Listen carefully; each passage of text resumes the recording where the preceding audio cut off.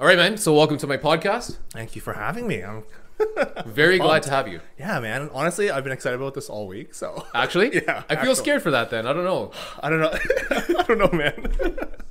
But I'm pumped. But yeah, thanks for having me. Thank you for being here, man. I'm really excited to have you here because I kind of messaged you originally about this and kind of talking to you about it. Yeah. But you were kind of shocked, I think, yourself as well as to the reason why you're here. I'm like, so yeah, like that I've been like listening to your podcast before. Again, thank here. you. Yeah, no problem. And honestly, like I thought to myself as I'm listening, why did this guy invite me as a guest? Like out of all people, like so like I'm honored. So thank you. But like also like, interesting. I guess he sees something that I don't. Yeah, and Yeah. we talked about this like just before we did the podcast. Yeah. Like you guys know me at the store as like kind of even keel, cool, and like I won't really say a heck of a whole lot. Yeah. But if you get me behind the office, sometimes like I'll let like a couple of things go. Yeah, absolutely. And a couple of guys know me as like getting like if they know me a little bit more behind the office, I'll let a little bit more go. Absolutely. And yeah, as you probably know, like I'm very kind of quiet about certain things at the store, but like Right. when it comes to the certain topics I'm passionate about, I'll definitely talk a little bit more about it. Right. So- And you know me at National, I always let it go. Yeah. Every single No shame employee. in your game, man. Yeah, who No cares? shame in your game. And that's honestly the perfect way to have it, because I think what happens in like today's world, and then just as a whole, not even about fitness or exercise related, but everyone's kind of just reserved to hold their opinion on like whatever it is, Yeah. whether it be like COVID, whether it be like exercise or how you eat. Like I think everyone's just really reserved about how they talk. Yeah. And I think it's really, really refreshing to hear just like someone just let it go. Yeah. And I think that's kind of what's missing nowadays. Like, Yeah. Yeah. It's unfortunate. I know. Like a lot of people are just too afraid to like offend I know. or be offended or whatever it may be. Yeah. But like I don't know. National's been always such a like close knit group of people that Yeah. I'm just like whatever. Like just say whatever you want to say. Like just go for it. Like It's funny that you say offend, especially that word, because yeah. who gives a shit? Just let it go.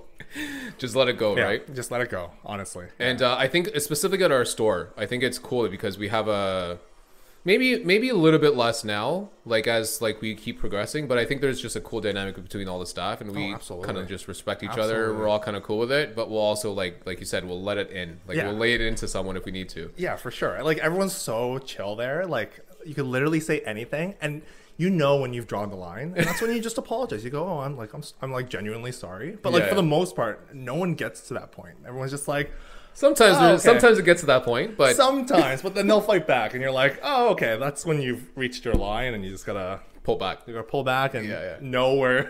know the mistakes you've made, and you're like, "Okay." and know the boundary. Yeah, know the boundary. Yeah. Yeah, so I've obviously got you on the podcast. Thanks, sir. Yeah. This is obviously like a little more health and like fitness related, of course. Mm-hmm. It doesn't have to be. We'll definitely talk about some weird things in this podcast. Cool. But for our listeners, give us like a bit of a background about who Alex is and a bit about yourself. Give us like your Facebook profile story. Oh, jeez. Okay. Yeah. So I am by day an elementary school teacher. I'm currently teaching social studies, so that's exciting. And by night, I guess I'm a part-time national sports employee. Yeah, we put don't the see it. hashtag. We Yeah. put those out there because End quote.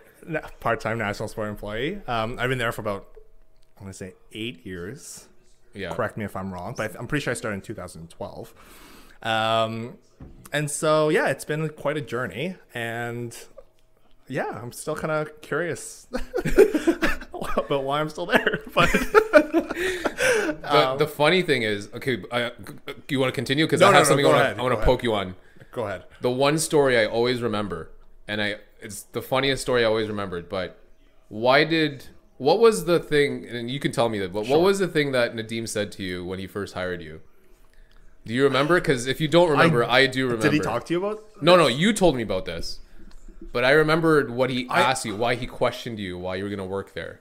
Okay, from my interview with Nadeem, throughout the whole thing, I'm like, why is this guy even interviewing me? Like, like I'm this like lanky Asian kid, like barely Not interested in no sports. team sports. I don't like. You can literally name a team, and I wouldn't even be able to guess if it's like MLB, NBA, or like That's 8 years ago and today. Yeah, and like nothing's changed. So I remember just like sitting in that interview room, and he's like, "Oh, like, what would you do in a team situation? Like, how would you help?" And I'm like, and then I remember I will like, work hard. Yeah, I'm like, that's all I've got on me.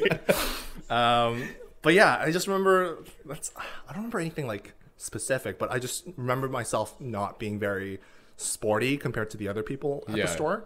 Like everyone else has like a hockey background, like a soccer background, some sort of sporting. Yeah, and I got like table tennis and like the most like Asian oriented sports you can think of, like badminton. Yeah, that's it. But like, what did I? I remember you telling me that you were not interested in like team sports. It was exactly what you just basically said. Yeah. You're not interested in team sports, and I thought you told me like he asked you like straight out, why do you want to work here then? Or something along those lines. A job, Nadeem. I just needed a job. So that's what I remembered the most, and I think that sums it up. Like again, to be in this health and fitness world, you don't have to be like heavy team oriented. You don't have to be heavy team sports oriented. You don't have to watch like the U.S. Open. Like I got in the background right now. Yeah. Like you don't have to have those things. You could just be engaged in different activities, and that is considered health for a lot of people, which is I think important for sure. And yeah, like I don't play a lot of team sports, but I do focus a lot more on individualized sports. Yeah. So like I've ran marathons. I've done like cycling things. I've done Tough Mudder. I've done, and you know, I'm working on golf right now. So like, yeah. and still trash. So, so this is a summer of golf, man. This is a summer of golf. It is. And honestly, I've been on it for 3 years, and I'm just shocked how trash I am still. Like it's such a like you need so much patience for it. Like it's insane. I can go really deep about golf, but I think what I really appreciate the most about golf is that it's so tactical, and so it's kind of like dancing. Like you can't just step up and hit the ball. Like you've got to think about like where your foot is, like where your hands are. That's right. What's gonna move first? Like that's right. But I think that's what fucks me over too. Like you think so much about all these little positions and like little like I don't know like grips. The way you're holding it, like where you're aiming and stuff, and you're just like. It's just like information overload, and then when you actually swing, you're like, "What did I just do?" You like dug in 3 inches to the ground, like without even hitting the ball. So the question is, do you enjoy it though? Oh, I love it. Okay, I love it. Like there's as long as you enjoy it, like there's got to be a certain point where you have some level of enjoyment. If you don't, then you're just punishing yourself. No, I love it, but like there's certain things I have against like the golf community. Like okay, like some etiquette stuff. Oh like, yeah. Like I get that you have to play fast and like you gotta keep moving and whatever, and I do. But like the people that are like super impatient and they just go anyways, and you're like, yo, like I'm right here. I like paid for this time slot as much as you paid for that time slot. Like just give me like 2 minutes, and everyone's we'll get through this. Yeah, essentially. So are you walking when you have like those instances? No. Yes, sorry. For the most part, yes. When I'm on a cart, no, it rarely happens. Okay. Yeah. Where, if you don't mind saying it, like what courses do you get that kind of issue? Like the hard ones. I haven't had it this year. But it's only when... I feel as if, we see you at the range. Like you're obviously progressing. Yeah, I'm definitely moving forward, that's for sure.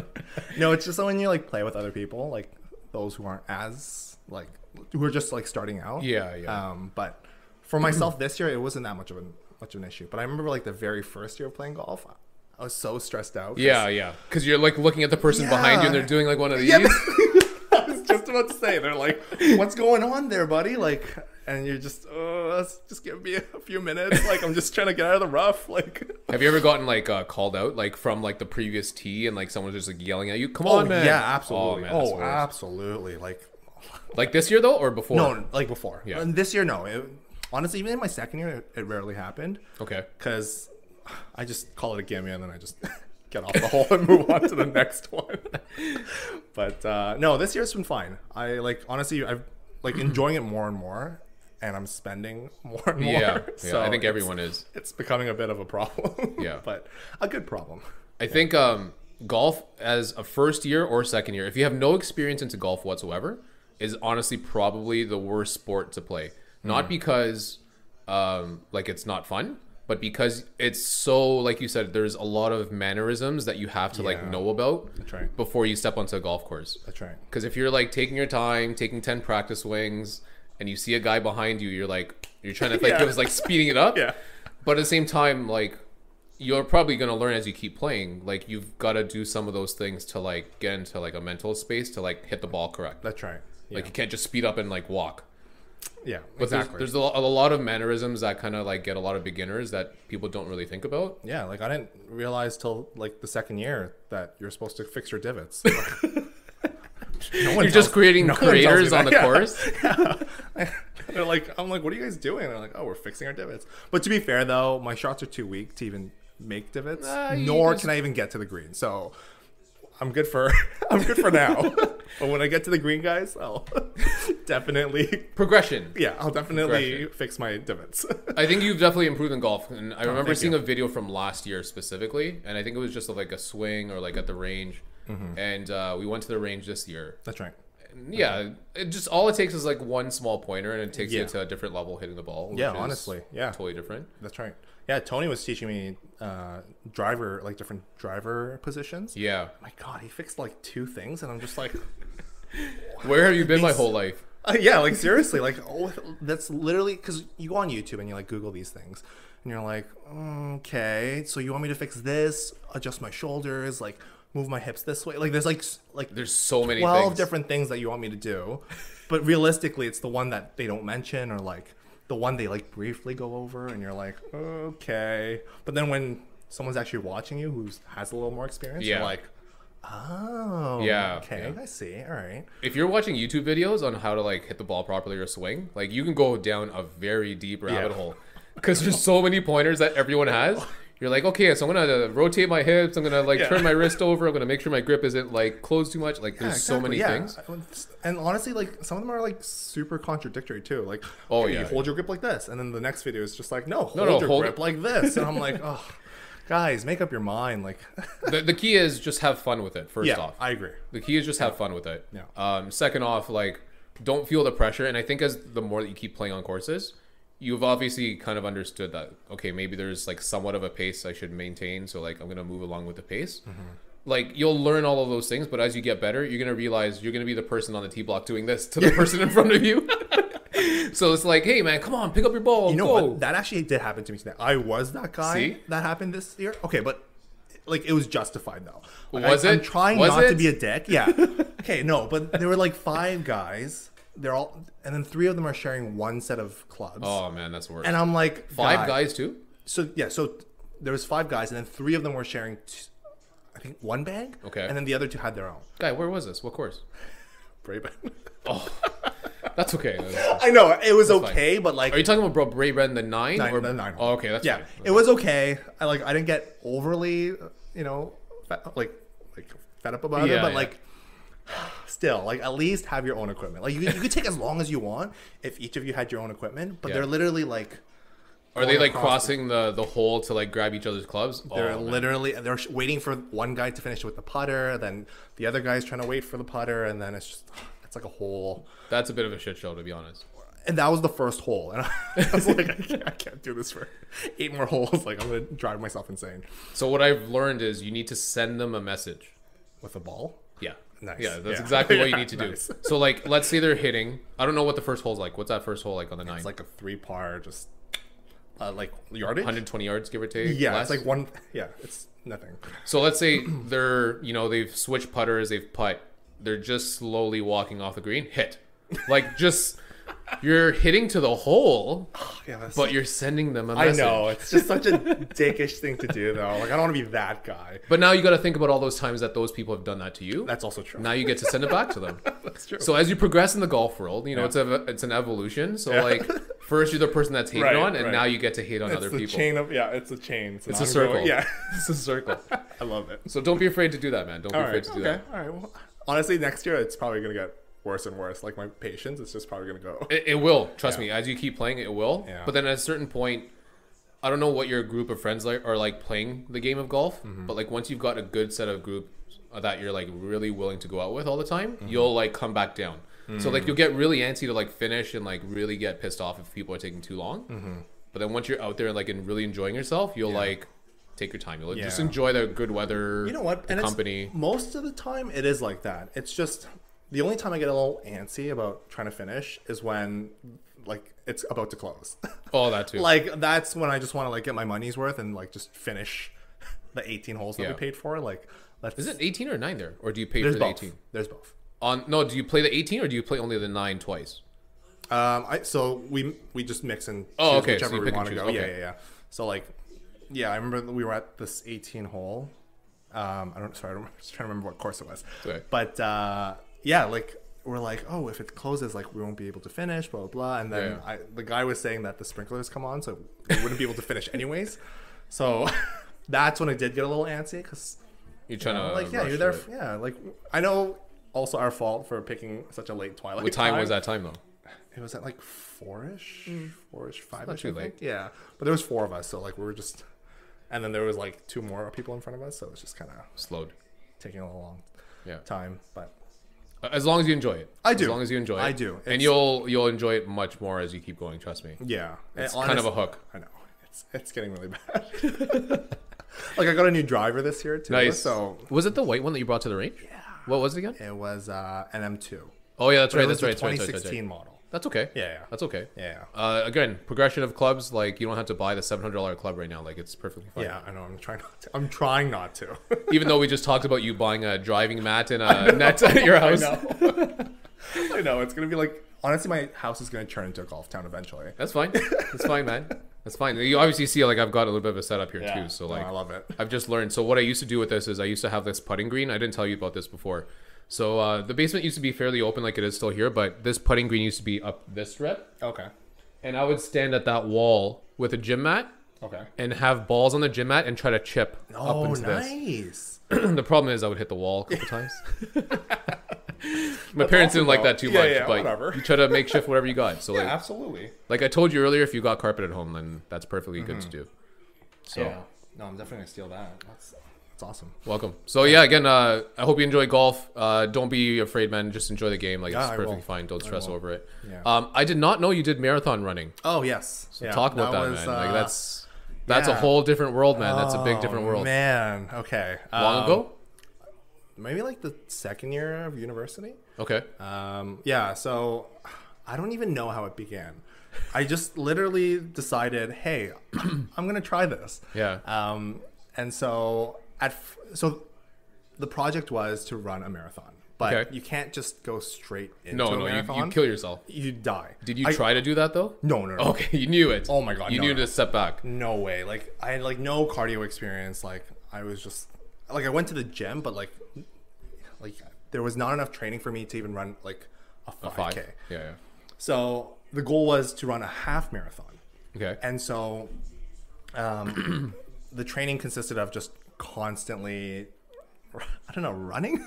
Like I know it's basically it sounds so running. Stupid. Yeah, it was just running. You're just really running. That's all you're doing. Yeah, and that's all I was doing. And basically everyone was asking, oh, like you should try this. You should try like interval training, blah blah blah. Yep. And I'm like, honestly, like I have my own methods. Like I think this will work. And so my method was, it's so dumb. You're gonna laugh. It was trying to run longer than I did yesterday. Okay. So for example, I'd run 10 minutes one day. Yeah. Then the next day I'd try to run like 11 minutes, 11, 12 minutes. It doesn't have to be grand. Like it just has to be more than yesterday. Yep. And so it was super bad when you're like, I don't know, when you have like a bad sleep or you're like hungover or like whatever it may be. Like, yeah. And you're trying to run like, I don't know, like 10 15 kilometers. minutes. Yeah, or 15 minutes or whatever it may be. You're just like dying, but you have to run more than you did the day before. So essentially I just kept on running, preferably on a track or outdoors. Yeah. Because treadmills it's just not enough. Like it's just, they're not good for you either. Like, and it's so boring. You're literally staring at a wall or watching TV or whatever it may be. Eventually I ran it. I don't remember my time. I only remember my marathon time. Which was? My marathon time was 3 hours and 55 minutes. Wow. So it was under 4 hours. It's good, man. Yeah, thank you. It's good. Yeah. It's very good. And I was like super proud of that. But when I finished my half marathon, I was so pumped. Like you get that like adrenaline filled in you. You just finished something that's so insane. Like running with all these people next to you. And then I remember going home and I'm like, parents, look, medal. Like I did it. I ran a half marathon. And they're like, oh, that's great. Good job. And I'm like, and they're like, it's not a marathon. And I'm like, well, I know it's not a marathon, but I accomplished half of it though. Like that's pretty good. Yeah. And so like that didn't make me feel that great. Like it's Asian parent logic. Like 100%. Like 100%. You don't just go in and say, hey, I got a B- on my math test. You gotta go, I got an A on my math test. So the following year, I was like, okay, I'm gonna run a marathon. And you're gonna shove this medal in their face. Like, yeah, I'm gonna slap it there, like my bib with my medal. Like, here you go. Something ended up happening, and I didn't run it the following year. I did end up running 2 races that year. Okay. So I ran a half marathon and a 10K. Nice. On separate days. So I ran a 10K on a Saturday, and then You're talking about same week? Same weekend. Same weekend. Jesus. Yeah. And so man. I ended up doing the Mississauga 10K on a Saturday, and then I did the half marathon on the Sunday. Okay. So then smokes. I said, parents, look, 2 medals. 2 like, days. I have 2 one medals. weekend. Yeah, like 1 weekend, like not enough. And I was like, oh, tough crowd. Like, and so then I think that the third year I ended up running the full marathon, and that was the most excruciating thing I've ever done in my life. Like, it was so painful. Oh. Like my knees were like gonna collapse. Like my other rule with running is never stop. Like I don't pause for breaks. Okay, but even though like you might be like I might be dying. Like I might be out of air. Like I might be like. And you're just gonna force like yourself my to go. my ankle might be broken. I will not stop. Man. Because stopping will get me to stop even more. Okay. And it's just like, as long as you know that motivator is there, because again, if you know that if your fault is you're gonna stop and you're gonna literally stop, then at least you know that. Exactly. So like I try to prevent it as much as I can. Yeah. And I'm also stubborn, so like I refuse to stop. So I just kept on chugging. But like I don't know, it was really tough. And I ended up finishing, got my medal. My parents. Well, here's the kicker. Here's the kicker, John. My parents actually came to the finish line. Wow. My grandma was there. Like the whole family came, and I was like, "Oh my god, the Asian stereotype is true." Like, so what is the actual Asian stereotype then? Because I think I know what you're talking about. Finish a full marathon. I don't know. Like, it would just be like, don't settle for less. I guess. Okay. Don't settle for less. Always go above and beyond. So yeah, when I got there, like, my whole family was there. They're like, great work. You did it. Hugs, pictures. Pictures, the whole like yards. real family love. That's good, man. Yeah. Something I didn't get in the last 3 runs, but hey, whatever. What was your time in the full? The full marathon was that the 3:55? That was the 3:55. Oh, okay. Yeah. I thought that was a half, and I was like, wait a minute. No. Half on average when I run a half marathon. So it's about 10 kilometers an hour for me. 10 kilometers an hour. Okay. Yeah. So if it's half, it's probably like 2 hours. Okay. Yeah. Cool. So yeah, and then from that point on, these like individualized sports became like such an addiction for me. Like, so in total, I ran 1 marathon, 2 half marathons. The second year, basically. I don't know the order. Oh, okay. But like just in total.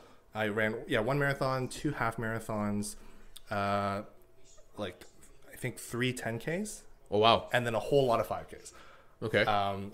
And yeah, like it just became so addicting to like finish. It does, man. It does. In that line, like people are cheering you, like random strangers are like cheering for you, like people at water bottle stations, like even runners next to you are like, keep it up, like keep on going. Like the community is so nice. It's a very supportive community. It is very supportive, but like.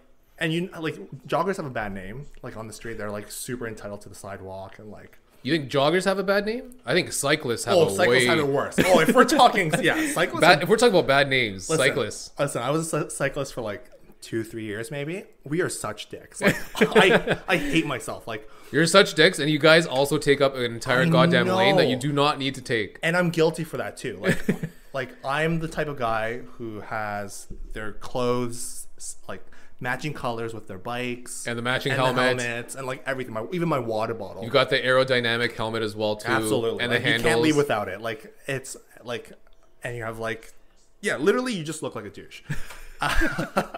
And when doing cycling, I've realized that like people, that community is just, not to like badmouth them. And there's some great cyclists, like super 100%, nice, 100%, like, yeah, there definitely is. yeah. But there are some that are just like, oh, if we're talking about being entitled, yeah, it's cyclists, then runners. But yeah, like the community is nice. Like if you find a good group of runners or cyclists or whatever, yeah, like I would love to take advantage of that. Like, Yeah. there's such a welcoming group of people if you find the right ones. Yep. And they just keep pushing you and pushing you. Like It's extremely supportive. it is. Yeah. It is, and it's great. So yeah, like I got super addicted to these individual sports, and like I kept doing it. Like anything with a finish line, I was like, Yeah. I'm gonna fucking do it. So then, yeah, I took up cycling. Yep. I bought a really nice. So you did bike. running first and then cycling? Was running your first Running was my first. like individual competition for yourself? I think cycling came first, but Okay. it's a kind of a wacky timeline. So I did cycling first. I did the 100-kilometer cycling, whatever, race. Sure. Let's call it their marathon. Sure, let's cycling marathon. And I did that with like a Canadian Tire bike. Like it was like a 400 Mountain bike. Yeah, like Yeah, it yeah. wasn't great. Like whatever. And then after I did that, I then moved on to marathons. Yeah. Did all what I the did. runs. And then I went back into more like Cycling? more realistic cycling, let's say. Okay. So I bought myself a nice road bike. Nice. Again, the douchebag outfit. Listen, man, I understand it's there for a reason, so Yeah. I get it. I totally get it. It's fine. And I ended up doing the 100K again, Okay. and then I started moving on to like Tough Mudder and all these like, yeah, basically anything with a finish line. Yeah. And I realized that like, yeah, I'm like super stubborn, and I like need to finish these races And push to that line. Push to that line, get these things done, or I just get upset. Like I get so disappointed in myself, and I have all these little projects that I need to finish, and if I don't, I just see it as such a big waste. Yeah, I guess. yeah. But yeah, and like golf is Definitely a my project. current project right now. Golf will always be a project. Trust me, it's always going to be a project. Yeah. But I think that's what also makes it phenomenal. Mm-hmm. I think what's kind of missing that you talked about is you did marathon running, you did cycling, and I think what's kind of missed in all of these, and forgive me if I'm wrong about this, tell me, but I think what's really cool about each of those individual sports is the fact that it's so community based in each of those things that you're doing, that a lot of people don't think about that. Hey, if I'm going to do like marathon running, there's going to be like 15 or 20 other people that I might know that might actually support me in like running. That's right. So then you guys all kind of feed off each other. There's this right. small little running community that like pushes you to do a little bit more. Same thing with cycling. I'm sure you ran into a couple cyclers, a couple friends that have done that as well too. But I think those little communities that are inside each of those individual sports, Yeah. like, are definitely much more supportive. And I think that's what some people don't see about these things. Yeah, for sure. Yeah, and you like literally don't discover it until you're there. Yeah. Like I would have never thought that there were all these like interested cyclists. When I first started cycling, I wanted someone to bike with. Yep. I had my friends, but they all like you said, they all have like Canadian Tire. That's okay. Mountain Yeah, bike, which is fine. But like when you get yourself a nice bike, you want people. You're to, talking about like, the second time you got the second in. time. Yeah, okay. You want people to like catch up. Go with Like, you. Like go with me. Like go at my pace. Like let's try something new. Let's go fast. Like, and so I ended up going on like a meetup thing for just cyclists. Cool. Down by Lakeshore, and it's basically like a ride from Lakeshore to like border border Oakville. Sorry. Okay. It was pretty far. Like it was like decent. Decent ride. Yeah, but I enjoyed it. Like I would have never pushed myself to meet a group like that. Yeah. Of like all these cyclists that are just like me, like, oh, you're looking for a community of casual but also like kind of like laid back intermediate, but still like, supportive. yeah, like an intermediate group, not Yeah. like a super intense group. But yeah, I think you're right. Like, I didn't even realize that till you just said it. But yeah, like, I guess community is definitely something. Yeah, for to sure. look for. Yeah. Community, I think, is something that, like, especially in an individual sport, you need. Mm-hmm. Because if you don't have that community around you, like, you can definitely go running yourself all the time at night, let's say at like 6 o'clock after dinner or something like that. Mm-hmm. But like, there's nothing to like help you like push from 5K to 6 to 7 to 8. Like, you need part of that community to like push you forward in it. That's right. But I think if you didn't get that in, let's say, team sports, so if you never play team sports, like, that community is already built on your team. Like, you have a set of like 10 guys, 8 guys that'll just kind of like push you and make you want to do better. But if you don't do team sports, like, you still need to seek a community of people that will support you. That's right. In what you do. That's right. So like, how did you find that community in like running? Like, what was that running community like? So I personally didn't run with too many people because a lot of the people I ran with didn't follow my mentality. Okay. So it was hard to actually find someone that was like, oh, I'm gonna run take with breaks or and did you run more than you did yesterday? Like, those two Okay.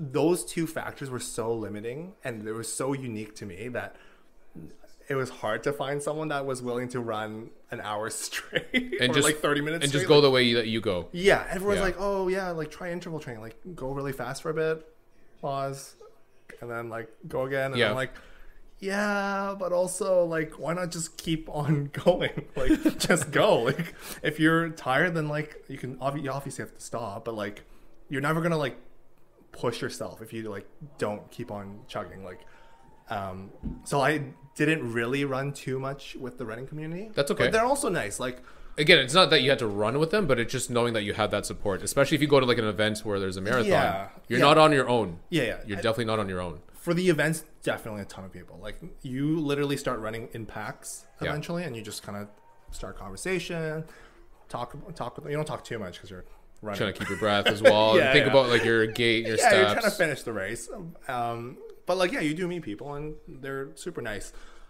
I think, honest to God, I think out of the three, between cycling, running, and Tough Mudder, I have to say the Tough Mudder community is by far The coolest. the coolest community Yeah. and the nicest community. Like, I think Tough Mudder is like the new generation of like marathons and like cycling. Yeah. It's like the young person thing to do, Yeah, right? it is. It absolutely Yeah. is. And like, just the way people help each other out. Like, I remember there's like a half pipe that you have to run up. Yep, yeah. And And you're like still like covered in mud and your yeah, you're shoes like are wet. soaked, you're bruised up, like you're just covered in And this guy couldn't get up, and this other guy from the top was like, "Grab my hand."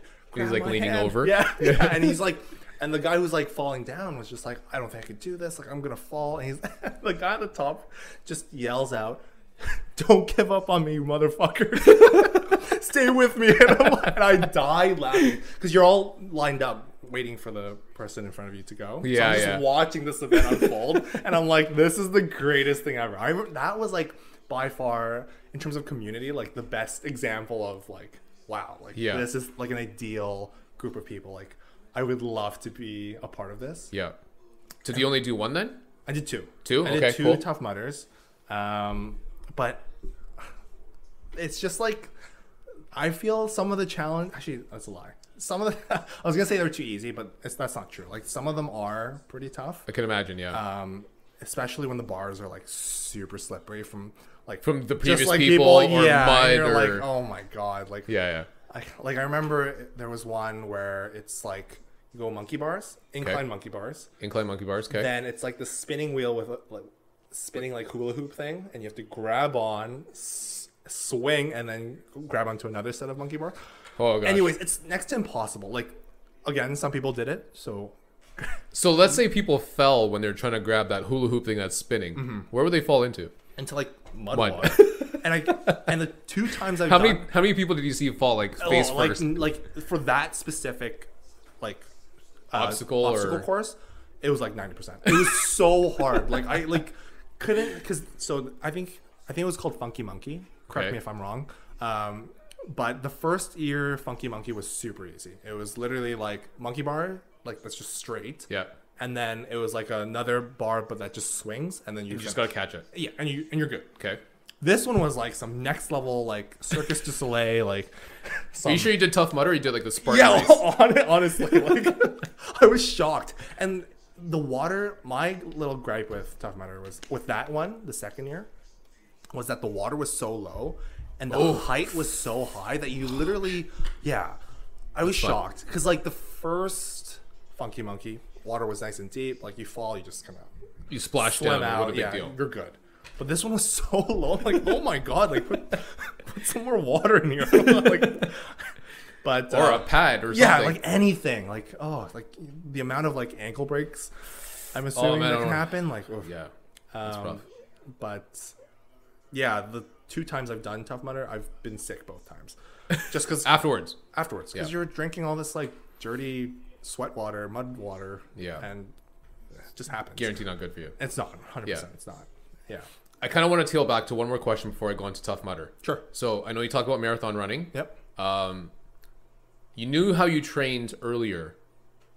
Would you have changed anything about the way you did marathon? Before? Yeah. So like and obviously years later and where you are now, would you have changed the way you trained before? Oh, that's a good question. I'm going to say yes. Not in terms of the training, but in terms of the research.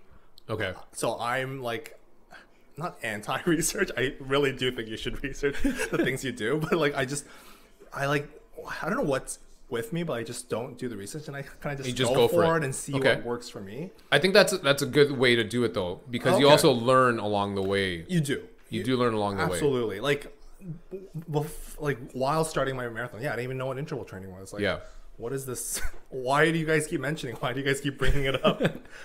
Did you eventually try it? No, I didn't. Okay. I didn't because I knew my method works. Like I got the races done. I didn't need other people's opinions. Advices. You just want to go with it. I'm super happy with my time. Like there was nothing that maybe I guess that's such an ignorant thing to say. No, that's maybe fine. Maybe if I did and I could have gotten a better time, who knows? But I know that I wasn't like gonna be like the fastest marathon runner in the world, but like that was a time I was happy with. It was beyond my expectation of finishing. Yeah. And so I like didn't really. You didn't want to change. I didn't want to change. There's no need to at that point. There was nothing there for me. Yeah. If I had to go back, I probably do a little more research, figure out diets and like eating properly, which I still am like terrible at. But yeah, I think a lot of it would go back to just preparing myself. Yeah. Before the actual training, and then going through with like a plan. Okay. But yes, that's pretty much. Do you see yourself going back to marathon running at all? No. Or running in general? Like even just gym workouts? Like I don't even know what your gym workout looks like or how that's changed now. We can talk about that. But like, sure. Do you see yourself going to running back at all? As of right now, no. Okay. I do want to do a triathlon. Nice. It's been on my bucket list for the longest time. Nice. But I do have to confess something, John. Oh. I'm kind of scared because I feel as if this is a confession you didn't prep me with before. No, it's not. I'm like a really bad Asian and I can't swim. Oh, that's fine, man. That's perfectly fine. Really? That's not a confession. Staple of. That's like a column of. No, that's like a staple. Being an Asian person. Okay. That's not a quality of an Asian. All right. I think an Asian can swim. I don't think most Asian people can swim. I don't know. Again, we're a different type of Asian. I'm a little more southern. Okay, fair enough. But I used to have like a really high qualified like swimming level number. Oh, wow. Okay. But then I haven't swum ever since. So like I've lost everything. I can barely float right now. I know how to float on my back. Right. That's basically it. Right. Okay. That's still. But I think you can still pick up learning how to swim anytime. Like it's pretty easy. So I've tried. Okay. I've tried. I asked my friend, "I'll pay you in food if you just kind of if you come teach me." And so we went to LA Fitness. They had a pool, nice. like a lap pool there. And honestly, I don't know what it is, but my body, I just drown. Like I just sink, and I can't. You're get a dead myself, weight in the water. I've tried everything. He's like, try to like inhale a lot before like just to keep yourself afloat, like make your chest bigger. Like he did so much research, and I like really appreciate his time, even though I was just paying him in food. And like he was super patient with me, and like it just wasn't happening. Didn't work out. And like that's the one thing in my like athletic ability that I really get annoyed at. Wow. Like Wow. I really want to finish the triathlon, and I'm 100% willing to. You got 2 out of 3. I know. I'm 100% willing to redo running again. I'll take back cycling again. If I can swim, oh my gosh, I would love that. Like even if my time was garbage, that'll be off my bucket list. Like and like I'm stubborn, so like it's always burning in the back of my mind. I feel as if you're gonna pick it up somehow, some way. I mean, just kind of learning about the personality you have. Like if that's the only thing deterring you, I have a feeling you're just gonna find a way to figure it out anyways. Yeah, like as of right now, I can swim for survival. So if you throw me in a pool, maybe that's what you need. Just throw me into a pool? Well, I don't know. Okay, so I don't know what the triathlon looks like. I understand it's a 3 things. That's right. But maybe they just dropped you in like Lake Ontario and be like, all right, so you need to get to Sheldon's Point over here, and you need to finish at like Woodbine Beach. Right. Good luck. Right. And at that point, that's survival, right? I mean, I guess. I don't know if it can last that long. Like, I'm literally talking from like middle of the pool to the edge of the pool. Like, that's it. But yeah, I don't know. It's always been like a barrier for me. Lessons, man. Just do like swimming lessons. I'm thinking about it. I know it's also kind of modified now because of COVID, but I'm sure there's right. ways to get in a lesson I'm here. sure there is. Yeah. My girlfriend's grandmother, correct me if I'm wrong, I hate to say this, but I apologize, I'm gonna miss the age on this, but I think she's like 87 or 86. Okay. Mm-hmm. But she still loves swimming every day. And just most recently they opened up pools in Mississauga. So my understanding is that there's community centers that have pools that are open just like for walk-in. Yeah. Free to enter as long as you're a member of like the community, I guess. Yeah. And if you want to just go get out and swim, man, I think you can. I don't think I can do that though. Well, even if you want to take a friend with you, I'm sure you can still hit it out. No, not even that. Like I feel like if I'm swimming next to seniors and they're doing one of these like gentle flow paddles and I'm like drowning and like splashing water, like I would just feel like a jackass. Or so my understanding is it's empty. There's barely people going in. Yeah. Okay. Also, if you think of it like right now, like back to school, like how many kids are gonna like walk themselves in community center to get themselves into a pool? That's also true. So I don't think you have to worry about the image of how you look in a pool, because my understanding is that they're empty right now. So like if you're just wanting to get out, I've heard that that's actually like something that people can practice. Oh, okay. So definitely give it a shot. Something I'll keep in mind. Yeah.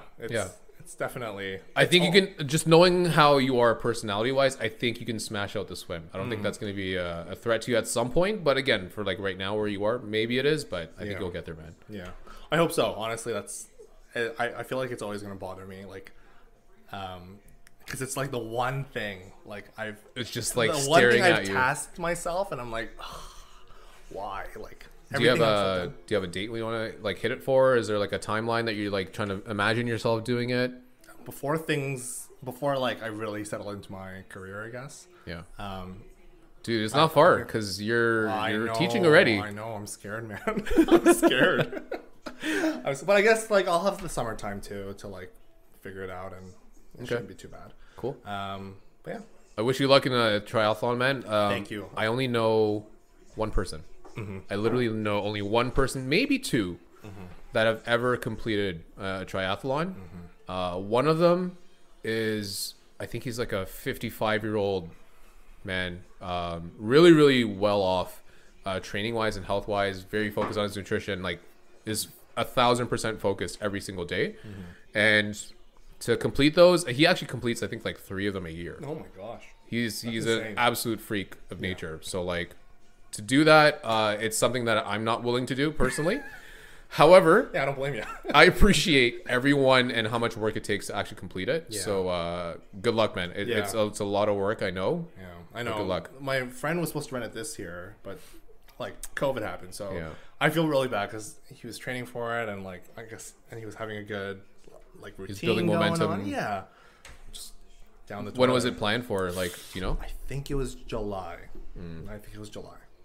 I could have imagined, like, a lot of that is going to be outdoors anyways. Like, maybe it's just, like, the amount of people at the event that would be It probably concerned. is, and I think we were at, like... Yeah, we were definitely... I don't even know. I think Or it was at a sensitive stage where it was like, yeah, it was like early. I won't say early COVID either, but like they would canceled it months before. Like it was like canceled around maybe March when it started March-ish, getting yeah. pretty serious. So they just canceled all like public organized events, and Yeah. I was like, okay, that makes sense. Yeah. I think you got to settle on a date, pick a date, and just be as stubborn as you said you are. Oh, I know. And just like say, Well, you know what, this is when it's got to get done. So that's my other thing too. I don't pick a project that it's not realistic. I think a triathlon's pretty realistic for you. That's why it's Okay. on my list. Okay. But like, I'll never like there are certain things that I'm like, oh man, like I imagine myself wanting to do it, but I just don't think I can do it. Like early on, I always wanted to cycle across Canada. Okay. But now, and I've recently driven across, traveled and across. now I'm like, there's no way in hell. Like, there's no way. Like, It's doable. insane. I think you just need to be realistic about like how you're going to complete it. Yeah, Like you're not going to be on your bike for as long as it takes to finish. Like Yeah. you're going to have to obviously figure out breaks, That's right. figure out how you're going to like eat, sleep, and like just stay somewhere unless you want to stay in your car like you did last time, which is perfectly fine. Yeah, that's true. So I think there's more details about it than just the bike. So like if Yeah, you really that's want to right. get to it, like you're going to start thinking about the extra details that are required to That's like right. finish it. That's right. Yeah. So we went back to running. Tough Mudder. Tough Mudder. Did you enjoy it? I did. Are you going to do it again? Probably not. Okay. I'm. Any reasons why? Yeah, I have like back pain. I'm like, my body is like not the same anymore. Like, I'm like What came out of it for you? Like, did you get injured out of it? Each one? Tough Mudder? Yeah. No, I was actually one of the lucky ones. Okay. Like, I have seen so many injuries throughout just even the 2 years going there. So my friend, he tore his ligament on his Knees? Yeah, it was around there. I think okay. it was knees. And I remember going to the medic and I'm like, hey, like my friend's really hurt. Like, do you mind helping him out? And he turns to me as he's like helping this woman with like face, Like a broken with, nose? like blood dripping down her face. And I'm like, you know what? You finish this. I'll deal with this. Like, yeah. And he's like, okay, thanks. Like, I appreciate that. I'm like, yeah, like you're clearly doing something. But yeah, there's like some really like strong people out there. Like, Yeah. I'm amazed. Like, so even my friend tore his knee or tore his ligament or whatever. Mm-hmm. He was taken to the medical tent by ATV and then decided to leave and finish the race, going up and down like ski hills and stuff. And like, he didn't do any of the obstacles because some of them do require a lot more like climbing up and down. But like, he just kind of walked the rest of the course. The course. Got it. And I was like, wow, like you are a trooper. Like I would have probably bitched out and said, I'm going to Pick me up. I'm going to sit down here. Just bring the chair to me. Yeah, exactly. I'm going to make a mud castle while I wait. Like, yeah, insane. Wow. But yeah, no, some of the people there are like real Freaks of athletes? Yeah. Yeah. I'm amazed every single time. Like they have like cuts and bruises and stuff. And like, I'm relatively a careful person. So if I'm like going down a tube or something, like I'll like take my time, you know? Like, Yeah. I'll like military crawl or do whatever I can. But people just Plow they through like, it? yeah, they like just sprint into it and like Superman dive into it or whatever it may be. Yeah, it's insane. As cautious as you think you are, I'm probably even more cautious. Are you? Yeah. So that kind of event, I would not even touch with a stick right now. So you would have you ever considered doing Tough Mudder or anything like that? Zero chance. You will not see me at a Tough Mudder. Why? So, I guess as I've evolved, I'm obviously older than you. As I've evolved, I value health way too much. So, as far as, sliding down, I don't know, a mud hill and like potentially a rock, like, snipping me or like, I don't know, giving me like a cut, like none of those are values that I personally have. Mm-hmm. I understand that there's like an obstacle that's in front of you. It's very team based. It's very like supportive in that, like, that guy running up the half pipe, like it's extremely, it's probably an experience that guy never felt, where it's like, oh, he's gonna like, get up here, motherfucker. I'm gonna get you. Like, I'm gonna get you. Like, let's do this together. Like, that's something that I've experienced. but I don't need to experience it at that kind of event and that kind of moment Oh, and that kind of okay. like atmosphere. Okay. But again, I think I value health too much to the point where like, if your friend tore his like ligament in his knee, like, I'm sorry, no, like that's not, I'm not about that. Right. I need all of my ligaments. Again, like when you get older, Yeah. you just kind of like prep yourself from like all those injuries and you just don't want any of those. Of course. But what are like, I know your friend had a torn ligament in his knee. Like what are some other like nasty ones that you've seen happen at those events? Yeah. And these are reasons why I am not going to do one. Of course. So you don't really see too much of it because once you're injured, Kind of come off. Well, the person waves their hands, and then like the medics come, and then they kind of like take you away. Do you to, know like the- the back of the event and stuff? You know what I pictured that happening? So if you picture like old school wars where there's like two people walking out with like a stretcher. Yeah, that's That's what I picture. That's literally what it looks like. There's people like giving piggyback rides to like the injured. Like it's like it does look like a war zone sometimes. Yeah. Even the medical tents look like war zone medical tents. I always think of like these movies where there's like a guy in a tent that's like, wow, my leg's broken. My legs, I can't feel my arms. Yeah, that's what I picture. That's what I picture. That's literally like people are like their legs are twisted and they're just waving their hands like looking for. I know it I can can't be stomach rough. that, man. Yeah. I can't stomach that. Yeah, so you don't really get to see a lot of injuries. So other than like my friend's like leg Knees, and then like the girl with the bloody nose, like a lot of them are just like kind of invisible, I guess. Like Okay. like Or I people got just pushing through. yeah, like you get bruised for sure. Like you can't do a Tough Mudder event without getting bruised. I'm sure there's like a lot of like ankle rolls and stuff because Yeah. when you're trekking through that mud and you're just the terrain. like the terrain isn't even at all. Is it And- time based, by the way? This is me as a beginner. I have no idea. It's But literally you can do it for time. I just do it for participation. So like I take my sweet. I literally just walk the events, and there's no like no one cares. Like Yeah, there will always be someone behind you. That's true. So you just take your sweet time, and it's fun that way too. Like you get to like actually enjoy the courses, and like it's like golf, but Beating yourself the fuck up. Yeah, kind of. Enjoy each hole or enjoy each course or obstacle course. But yeah, it can get rough. Yeah, I can imagine. Yeah. So yeah, I want to move from that Mm-hmm. because I kind of want to talk about the reason why I kind of have you here, which I think is Okay. extremely impressive. Okay. Well, maybe not the only reason I have you here, but one of the reasons why I have you here. Okay. So you never sent it to me. I saw it from Sean. Okay. So the funny thing is, I can't remember where it was, but it was definitely COVID when we were closed. No one was out working at the store or anything like that. And I did something in my backyard. I just kind of like posted a handstand attempt for the first time ever. Okay. And I was like, I'm going to do this. You know what? I'm going to make this the thing because like when COVID happened, like I have my treadmill here. Yeah. I got kind of bored of running, but it was like a way to stay active because all the gyms are closed. That's right. So I was like, I need some sort of challenge to kind of like keep moving me as well because like I can't just keep running every day. So That's right. I tried to do a handstand challenge in my backyard. Yoga mat on a wooden deck, and I tried to like just prop myself up, hold the base, and then just like kick my feet back. Right.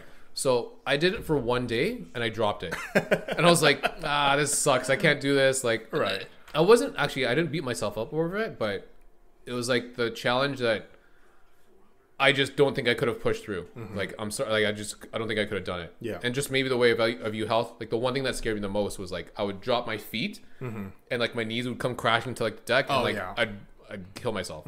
So you have since successfully completed a handstand challenge that Sean showed me when we were like doing store checks. Yeah. And it's extremely impressive because Thank you. I saw a video. You sent it to me. I think when I asked you about That's right. joining the podcast. And what day was that? So the very first day of my handstand was, I checked like a few days ago, was May 4th May of 4th. this year. Okay. And I'm now on day 59. I think this was like 53 or something like that when you sent Okay, me yeah. the video. Yeah. Okay. So it's been like a week, which makes sense. Yeah. And yeah, I've just, honestly, it all just kind of, because of COVID, yeah, you're right. Like you do take, Try to find something. yeah, you try to find something and you try to take more risks because you're like, What am I doing at home yeah, right like there's nothing else to do. Like, but it actually started because I initially had done a one-handed push-up challenge. Oh, that's right. Yeah. So I initially started off Dude, with did that. it start because of the push-up challenges that we kind of like sent each other? No. Okay, okay, I mean, good. like that just kind of fell in line. It was perfect timing. Yeah, it was the perfect timing. So Got it. when you guys were asking for it, I was like, all right, no problem. Like, I'm doing one-handed at this point. Because I don't know if you did the one hand or was it Caleb that did the one hand I don't know. and sent it to everybody. I think it was maybe Caleb then. Maybe, yeah. But I could have sworn you sent push-ups, but I think it maybe I just did sent. I regular definitely push-ups. sent push-ups. Okay. I only released the one-handed on like the story on Instagram. Okay. So yeah, like okay, because of COVID, I was like trying, like yourself, I was trying different things. Yeah.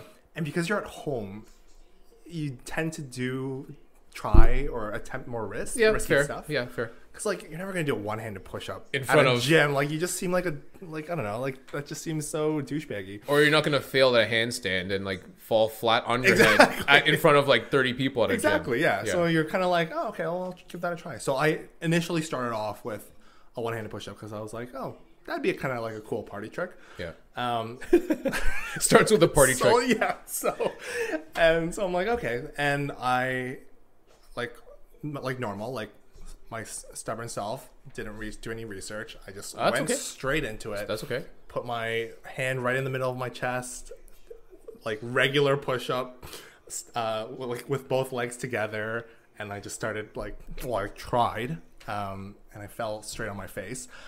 But then eventually, you build that- start picking up like different strategies, definitely widen your legs for more balance. Duh. And then there's different like tricep exercises that you do. Yeah. So the one I learned was like you can kind of lean one side, Yep. and then lean on the other As side. opposed to like having it up the middle. Exactly, yeah. Yeah. And so you're just kind of training your triceps a bit. You can also lean on a chair, grab the back support, and then just kind of Dip down. and just kind of train that way. Yep.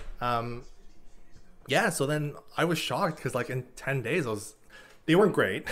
Doesn't I'll give matter. you that. Doesn't matter. Yeah, they It weren't doesn't great. matter, Like the though. form was atrocious, and like I was doing everything I can to like push myself up. But the fact is it was done. I got it, gave it up. I don't even know if I could still do it, to be honest. But it has since evolved. So has, that yeah. strength that you gained from doing the one-hand push-ups That's right. has evolved to what you're doing right now, which is, That's right. by the way, again, I want to say it's extremely impressive. Thank you. Because I think for me, I only know you so much. Like, I don't know a ton about you. I didn't work with you for like 8 years. Like, I don't know a ton about you. Mm-hmm. But the one thing that I always have as a background in my head is you're the guy who didn't know sports, who wasn't athletic, that wasn't like super a sporty guy, but Yeah. wanted to work at a sports store. So then I think of that as the starting point, and then I think of like you being able to do a full handstand, and honestly, you're probably pretty close to just walking with it as well. Well, yeah, you caught me. Yeah. There you go. I'm literally right now as we speak, I'm trying to walk. Nice, I'm able to take 3 steps before falling flat on my face. nice. But once I'm finished walking, I'm done with this project. I'm over it. Like, I always send it to Sean and Rachel. Nice. Every single video just through Snapchat. Okay. And Sean for one gets super excited about my handstand videos, which I appreciate a lot. Like He's not like your parents at the end of the marathon. no, he's actually so loving and encouraging. I'm like, wow, this is great. This is what love feels like. And then, there were times when I wanted to give up, and Rachel was like, oh, like you've come so far. Like, don't give up now. Like you're like halfway there. And I'm like, and it's so interesting because like there are times when I'm like, I don't want to do this anymore. This is dumb. Like I have made no progress. Like I'm literally off the wall for like 10 seconds every single day. But then when you ask like Rachel or Sean, who watches it from a third person perspective, they're like, you have made so much progress. Like the day, I think you saw that video. Like it was like day 11 or day 10. Yes. But I'm like literally like leaned over the wall. Like That's okay. both my legs starting are- point. Yeah, but it was a starting You point. kind of kicked yourself up, and then you like started on the wall. Exactly. Yeah. It Yeah. was like compared to now, it's like, oh my god, like this looks terrible. And then as I'm doing it, like obviously you're getting better, but like you don't notice that you're getting better. Yeah. Like it's it's in the back of your mind, like you don't even pay attention to it. Yeah. But other people notice it, and you're like, oh, okay. So that kind of keeps It me helps. going. Yeah, Yeah. definitely helps. And like again, like yeah, my stubbornness isn't gonna let this one go either. So I gotta like keep on doing going, it. Like yeah. I even said, like it might take like 100 days, 130 days. You're just gonna nail it. I just gotta nail it. Like it has to be to my standard. Yeah. Like I'm not gonna just half-ass some handstand and say, oh, post it on Instagram and be like, hey, this is me doing a 4-second handstand. Like I want it to be like freestanding for like controlled, like perfect. Yeah. Being able Not to shaking walk, or anything. Not shaking or anything, just complete control. And like that's where it's really frustrating because there's a certain level of quality I want it to be. Yeah. Yeah. But I'm just not hitting it right now. I think that fuels you though, man. That, It does. That really, really fuels you or anybody. Because yeah. maybe I'm overthinking this. Maybe I'm not going to overthink this, but maybe it's the Asian in us. Maybe, honestly. That's like super critical about ourselves. Yeah. That, and you know, I'm not trying to think of the psychology of it, but you know, you kind of like joked about your parents not like giving a shit after your first half marathon and be like, okay, good, you only did a half. Yeah. But I think it's that like kind of like validation that we both seek as Asians. Yeah. That it's not good enough until you're good with it. Yeah. And you know, some people don't have that. That's perfectly fine. But I think that's what fuels you to like make sure it's exactly the way you want it. Yeah, for sure. And honestly, I kind of feel for you because when you get into the golf world, it's going to get worse.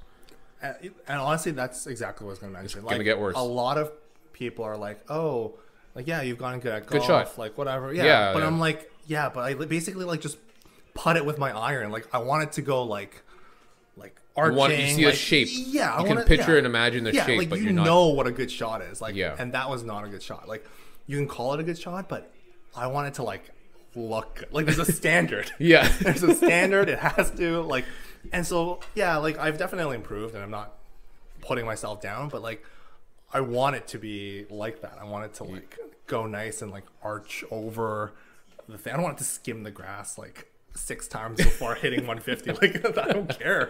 That means nothing to me.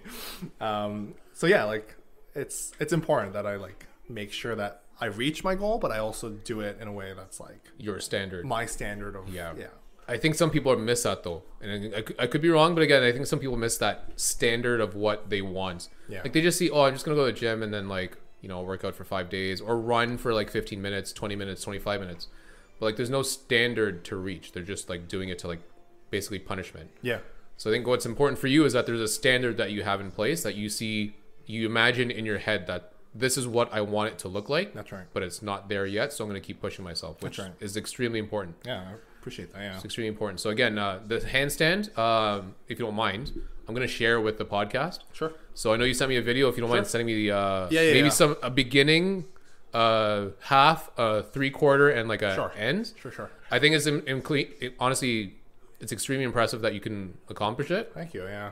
And again, I haven't really said much outside of the work world because again, I'm like kind of like, I hate to say it, but when I'm when I'm work John, I kind of want to stay a little more work John. Right. But like, if you get me in an outside world, I'll talk about other stuff. Sure. as well. Yeah. Of course. So again, extremely impressive. Yeah. Thank you. I don't even know. You know what? But the thing is that day 1 wasn't actually a handstand.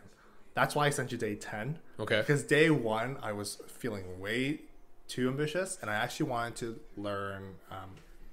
Sorry if I butcher the pronunciation, but a planche, like where you're like you put your arms kind of like straight and you're like kind of holding yourself Okay. off the ground. Okay. Kinda. I see what you're saying. Kind of like almost like a yoga pose kind of deal. Yeah, and it's like a super advanced move, and like you need like an intense core, and like you just got to be super fit, which I'm none of. But initially, I couldn't even hold my own weight, so I'm like, There's no way I'm going to do this. It's ridiculous for me to even assume that I can do this. Yeah. So my day 1 is actually me trying that. But then it eventually evolved into a handstand. I'm like, well, I can settle for a handstand. Like, Yeah. that's still pretty impressive. I think with time, it obviously you're not going to nail it in the first 10 days. Yeah. You're not going to nail it in the first 20 days. But again, you've shown that you've actually worked at something, and it's progressed the more that you practice it. Yeah. And for some people, it's more of like a ideology that I want to be fitter. but they don't know what that actually looks like. They don't have a, you know, an end goal as to like this is what it should look like, or a standard as to like this is how it's supposed to be done. So again, it could be just like the personality that you have, the way that you're upright, you know, your family and your parents, and just like the dynamic at home. But it's still extremely impressive that you were able to find that standard and try to still like push for it. Yeah, I try. Yeah, I honestly I like do kind of like, what am I trying to say? Like like COVID did change a lot about like the things I'm trying right now, like with my like just body like working out, like, and it's forced me to research a lot more. Because well, you have so much time on your hands nowadays. Yeah, well, not now, but like back, beforehand. I literally had so much time, like, and so I just started trying different things, and like, and when you have such limited like weights, like I literally have 60 pounds altogether with like my plates. Okay, which is decent. Like you still do quite a bit with it. Yeah.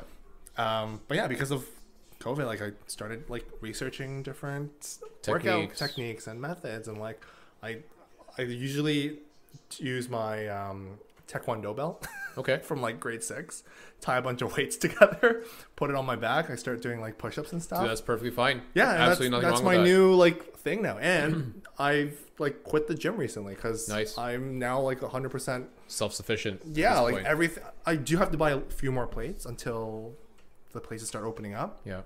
But like, I have everything at home, and you introduced me to resistance bands. Sorry. Nice. And so did now you buy the kit eventually? I or bought no? the whole kit. Yeah. Nice. Because after after using the like, I bought like the 15 to like 25 pound one, like the lightest one. And then eventually I was just like, well, it's not enough. It's not enough. Like I need all of it. So like I ended up buying it for like $60, the entire set. Greatest purchase ever. Like you could do so much with it. So much with it, man. And I took it on my trip, and I literally worked out in like a park on a random field, like not in the Walmart parking lot. Like, while everyone's buying groceries, I'm there working out with my resistance bands. And yeah, it was honestly like COVID changed a lot. Like I made so many changes, and the fact that I started going to the gym in university, and to quit now has shown growth. Shown like massive growth. Not that I'm like huge or like jacked or anything, but like it's like I still get what I can do. I know a lot of people on this podcast have shit on home gyms. No. Oh, really? Okay. No, I don't think that people have shit on home gyms. Maybe not to like the extent I'm thinking, but like a lot of people do shit on home gyms. Like they can't focus very well, or like they can't like, you know, like people like the like environment of the gym and the community. Which honestly, that was my mindset too. Like I love the gym community. Like again, like if we're talking about communities, the gym community is awesome. Like you're always learning new things. Like just talk to different people. Yeah, like experience different things. Yeah, and you're always, people watch a little bit. Absolutely, like that's like the best part. But not in a creepy way. Like just examining like what they're working out and like how they're doing it and all that stuff. I will miss that, and honestly, I will probably eventually go back to a gym. But for what I'm doing now, like I literally have everything. Like I'm actually more focused at home than I am at a gym, because it got to the point where like maybe I'm people watching too much, or maybe I'm like maybe I'm too self-conscious about like all the people around me, so I'm not like you're not focusing on you. Yeah, I'm focusing on them watching me, and like got it. I'm not like putting all my like I'm not putting 100% into my workouts. Yeah. Not focusing on you. Yeah, exactly. Yeah. And so now at home by myself, crank up the music, like I would never put 30 pounds of plates on my back to do push-ups. Like that just seems ridiculous at a gym. Like with my grade 6 Taekwondo belt, like it would just never happen. But like now I'm doing it, and like it's a challenge for me. Like it's hard. And yeah, like I said, like new research, new workout routines, like it's what I see from you. And again, part of the reason was you've developed in your handstand, which is obviously extremely impressive. I don't want to sound like a creep when I say this, but I've noticed something with you. So again, I don't want to sound That's like a pretty creep. creepy, John. I don't want to sound like a Pretty creep. creepy. But I've noticed something. So Okay. the one thing that I've noticed is when I first started working with you, again, I've had very limited experience of working with you. When you first started, I remember you just being a very hard worker at the store. Again, not super sport oriented, which is perfectly fine. But again, super hard working. Absolutely. Obviously saw something in you, so I asked you to take on extra responsibility with us at the store. And I don't want to label people, but I hate to do it. I label people all the time. Absolutely. I kind of label I'm you. kidding. I just saw you as relatively fit guy, fairly young. You don't have to be muscular. That's not the purpose of being fit. But you were not muscular in size. You didn't visibly show it. You might have been strong and wiry. That's right. To take a box out of shipping or something That's like right. that. But you weren't visibly strong. And then more recently, Yeah. not necessarily last week or the week before, but I've noticed it as you've constantly come in and just made purchases or just walked into the store. You've gotten Yeah. a different body frame right now. Oh, thank you. And it's extremely impressive because again, I've only known you for a limited window, but you've gone from, in 2.5 years from being, that scrawny kind of skinny Asian kid to you're full out, you're actually Oh, thank you. visibly stronger. Yeah. So it's definitely taken some work. Yeah. Are there things that you miss other than the community at the gym or At the gym the equipment? specifically? Yeah. Well, I just want to say that in my defense, working next to Mark automatically makes me seem 6 times smaller. So just want to put that out I thought you were there. going to say the other guy. What's the other guy? Cello? Well, obviously, he's He's bigger huge. than both of us. Yeah, he's wider than the doors. God, jeez, Yeah. holy moly. He's gonna comment so hard on I this. know. I unless we hope he cut it does. out. I hope he does. Yeah. Um, But yeah, working along a guy like his size could definitely seem deceiving. to others. 100%. Oh my god, have you just stood next to him? Jeez. But would I miss anything at the gym? Yeah. Would you miss anything really? Yes. Other than maybe the variety and Yeah, people watch. the equipment for sure. Because at the end of the day, I'm still limited to all the stuff that I had access to. But I don't know. I don't think so because everything I liked about the gym has eventually become a distraction to me. Yeah. And I hate to say it, it was all the things I really enjoyed. But the fact that I don't have to wait for a stupid bench anymore, the fact that I don't have to wait for the squat rack or whatever it may be, I don't have to wait. You just do it your way. Yeah, I just do it my way. When Sure, you want I only to. have one dumbbell with adjustable weights, so I'll just chest press with one hand. Not ideal, but it's like a substitute. Yeah. Yeah. I have a barbell and I use that generally for chest press and stuff. But I think more the convenience you maybe seek. yeah, Being able to do it on your own time as opposed to Yeah. being suspect to someone else and waiting for them. exactly. It's 24 hours. Go straight to my basement and we're Gucci. Everything's right there. But yeah, Have you tried different workouts specifically during COVID? So what has COVID kind of taught you about home workouts? I think the biggest thing is just taking risks. Taking risks with my workouts has definitely gotten me a lot stronger, I feel. Even with handstands, excuse me. Go for it. Sorry. Even with I got handstands. drinks if you want, man, by the way. No, I'm good. I'm still working on my coffee here. Even with handstands, I started doing handstand shoulder presses. Yep. Oh my god, it's super difficult. Yeah. But I don't know. It's, again, that's just something I've picked up. Would never do at a gym. In terms, see, the thing is most of the stuff I did at the gym, I've just replicated Yep. at home. Yep. So it's nothing different. I think you nailed it though. The first point is just you got to take the risk. Yeah. Some people just kind of are happy and safe to just sit on the bike for 15 minutes and think that's a workout. And I was like that too. At the gym, I did everything the same every single day, and it was just okay, I'm here This for is an what I got. hour. I'm done. I'm heading home. But now I'm oh fuck, how am I supposed to work on my triceps without this machine? Or what am I supposed to do for leg press?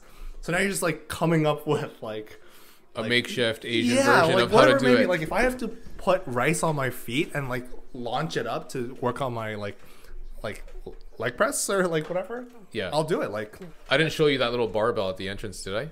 no, you didn't. Do you see that? So just poke your head back. See where that basketball is? Yep. So do you see the rice bags beside it? Yo, that's clever. So I got like a steel bar and I just my kind of started lifting God. rice. You know? That's amazing. Yes. How much does that weigh? So each bag is like 18 kilo. Oh no, wait, is it 18 kilos? Yeah, but no, sorry, 12 kilos a bag. So I don't know, what 20-ish, 24 pounds, 25 pounds a bag. That's hilarious. So yeah, that's like the kind of funniest whole thing ever. Oh my god. But again, you got to find creative ways to do it when you're at home You're right. and the gyms are closed. Like you just got to find a way. Absolutely. How did you adapt during COVID? A lot of runs. So that treadmill is it's not officially, but it's pretty damn close to dead. I've lubed that thing up like crazy and it just keeps starting to shed the belt. So I probably got to buy a new belt. Yeah. During COVID, I didn't stress too much, which was nice. Again, it was kind of like on your own clock, on your own time. But I had one band. Like I had one band and I was able to do everything I was able to do at the gym. I don't know, knock on wood, I don't think I missed a beat, unfortunately. Like my cardio level is pretty up to par. Like my strength level is pretty up there. Yeah. But I think, again, you nailed it. Like it's a sort of risk that you need to be willing to take. That's right. So what I started kind of having to think about trying to do is like, I just enjoy a little bit of powerlifting. And when you're at home and like you're on tiles and you have like a yoga mat and you got a golf mat beside you and there's like a TV, like you can't powerlift, you can't drop weights like you normally would. So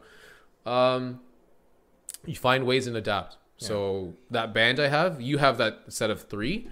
I just had one band, but I had to find a way to make that one band like even harder, if that makes sense. Yeah, that's right. So I don't know if you fold it in half. basically fold it in half, my step God. on it into like a third, step onto a quarter. Right. But then like, I'm older, so I've kind of understood that you can't do it every day. If you want to do it every day, 100% go for it. But like, I think the benefit of doing it is it's not every day. The benefit of doing it is like once or twice a week. But then that once or twice a week over the next 2, 3, 4 weeks, you need to like stretch it. That's right. So exactly what you did, which is like, 15 minutes, 16 minutes running, 17 minutes running, but like now just like lengthen that over time. That's so right. like if you're trying to get stronger, it's not getting stronger Tuesday, Wednesday, Thursday, Friday. It's Tuesday this week, and then give it again Saturday that same week, That's and then right. give it again the Thursday the next week. So like it's progressive. It's right. never going to be like linear. It's not going to be all in the same week. That's right. That's right. So long-winded answer. I think I did well, but I missed the gym, Yeah. Okay. That's fair. I missed.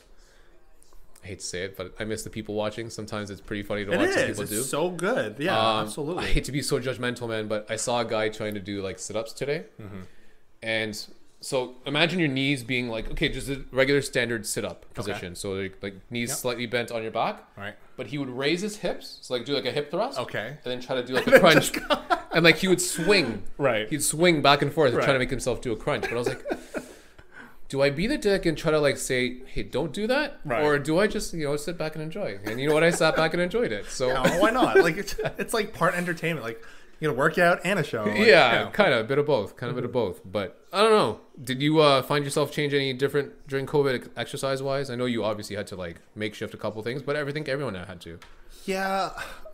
So luckily, I don't even know how my dad managed that, but like we just have so many like leftover weights. Nice. Like they're like Just green. stuffing. Like Oh, they're yeah, yeah. painted green. Like Oh yeah. they're old and they're like rusted. And I'm like Are they like dipped or are they rusted? they're Like plastic coated or like rusted? no, they're like rusted. Okay. Yeah.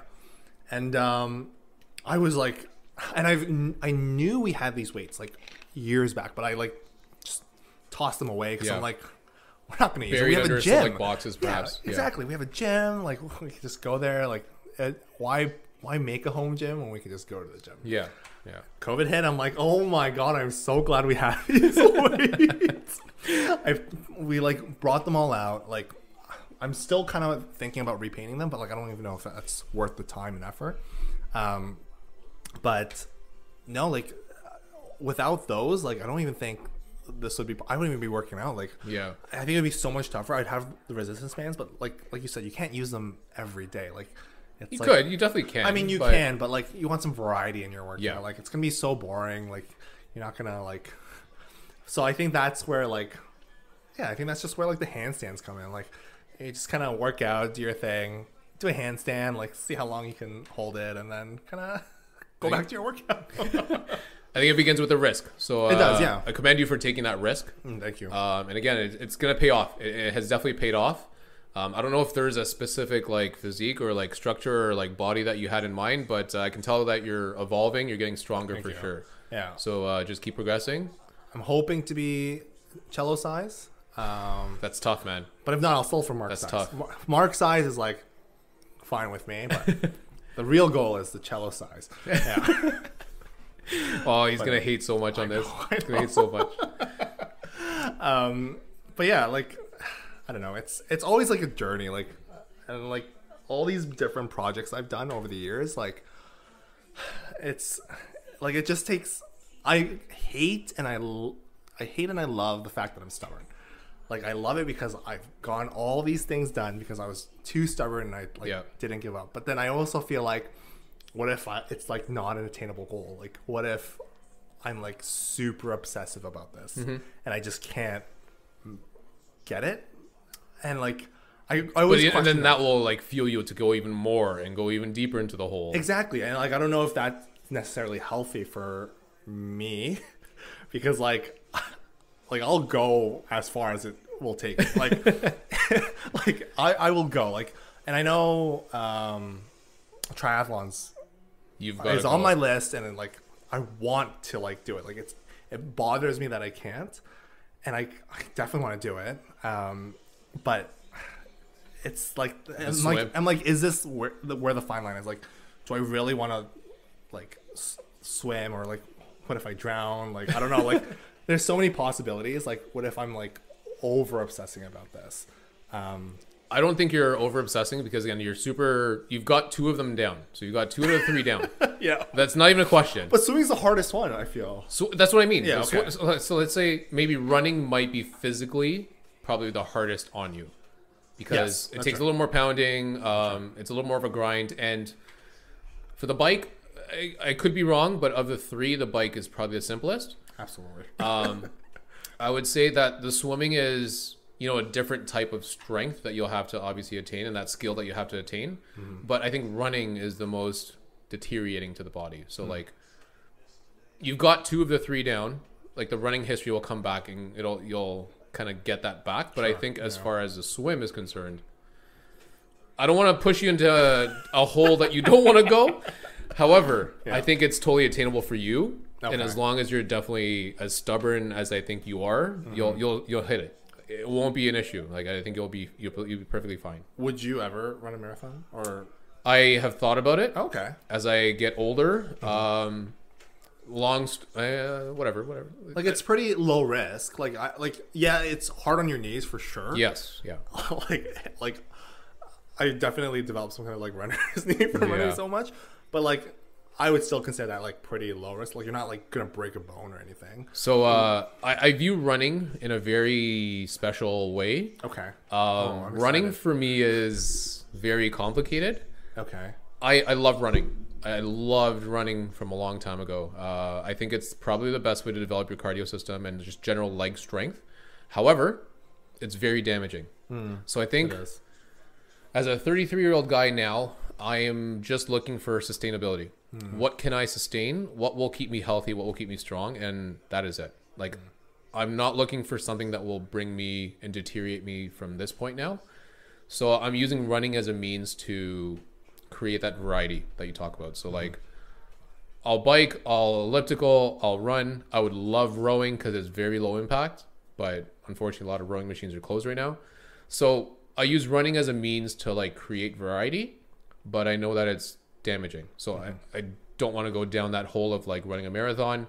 Overall, I've got some like knee issues as well. So like, I'm just trying to avoid, I've had an MCL injury. I've had an ACL missing on my left knee. Like I've had some of these things happen to my knee. So I know it's overall damaging. I just don't want to push the button too far. Right. Again, I'm older. I've got a little more scars and wounds than like some other people have. So like, I just view running in a whole different world. And that's fair. Like I think those are like all pretty genuine concerns to have. Like, I think it's very beneficial. So long story short, Okay. it's very beneficial for you to run. okay.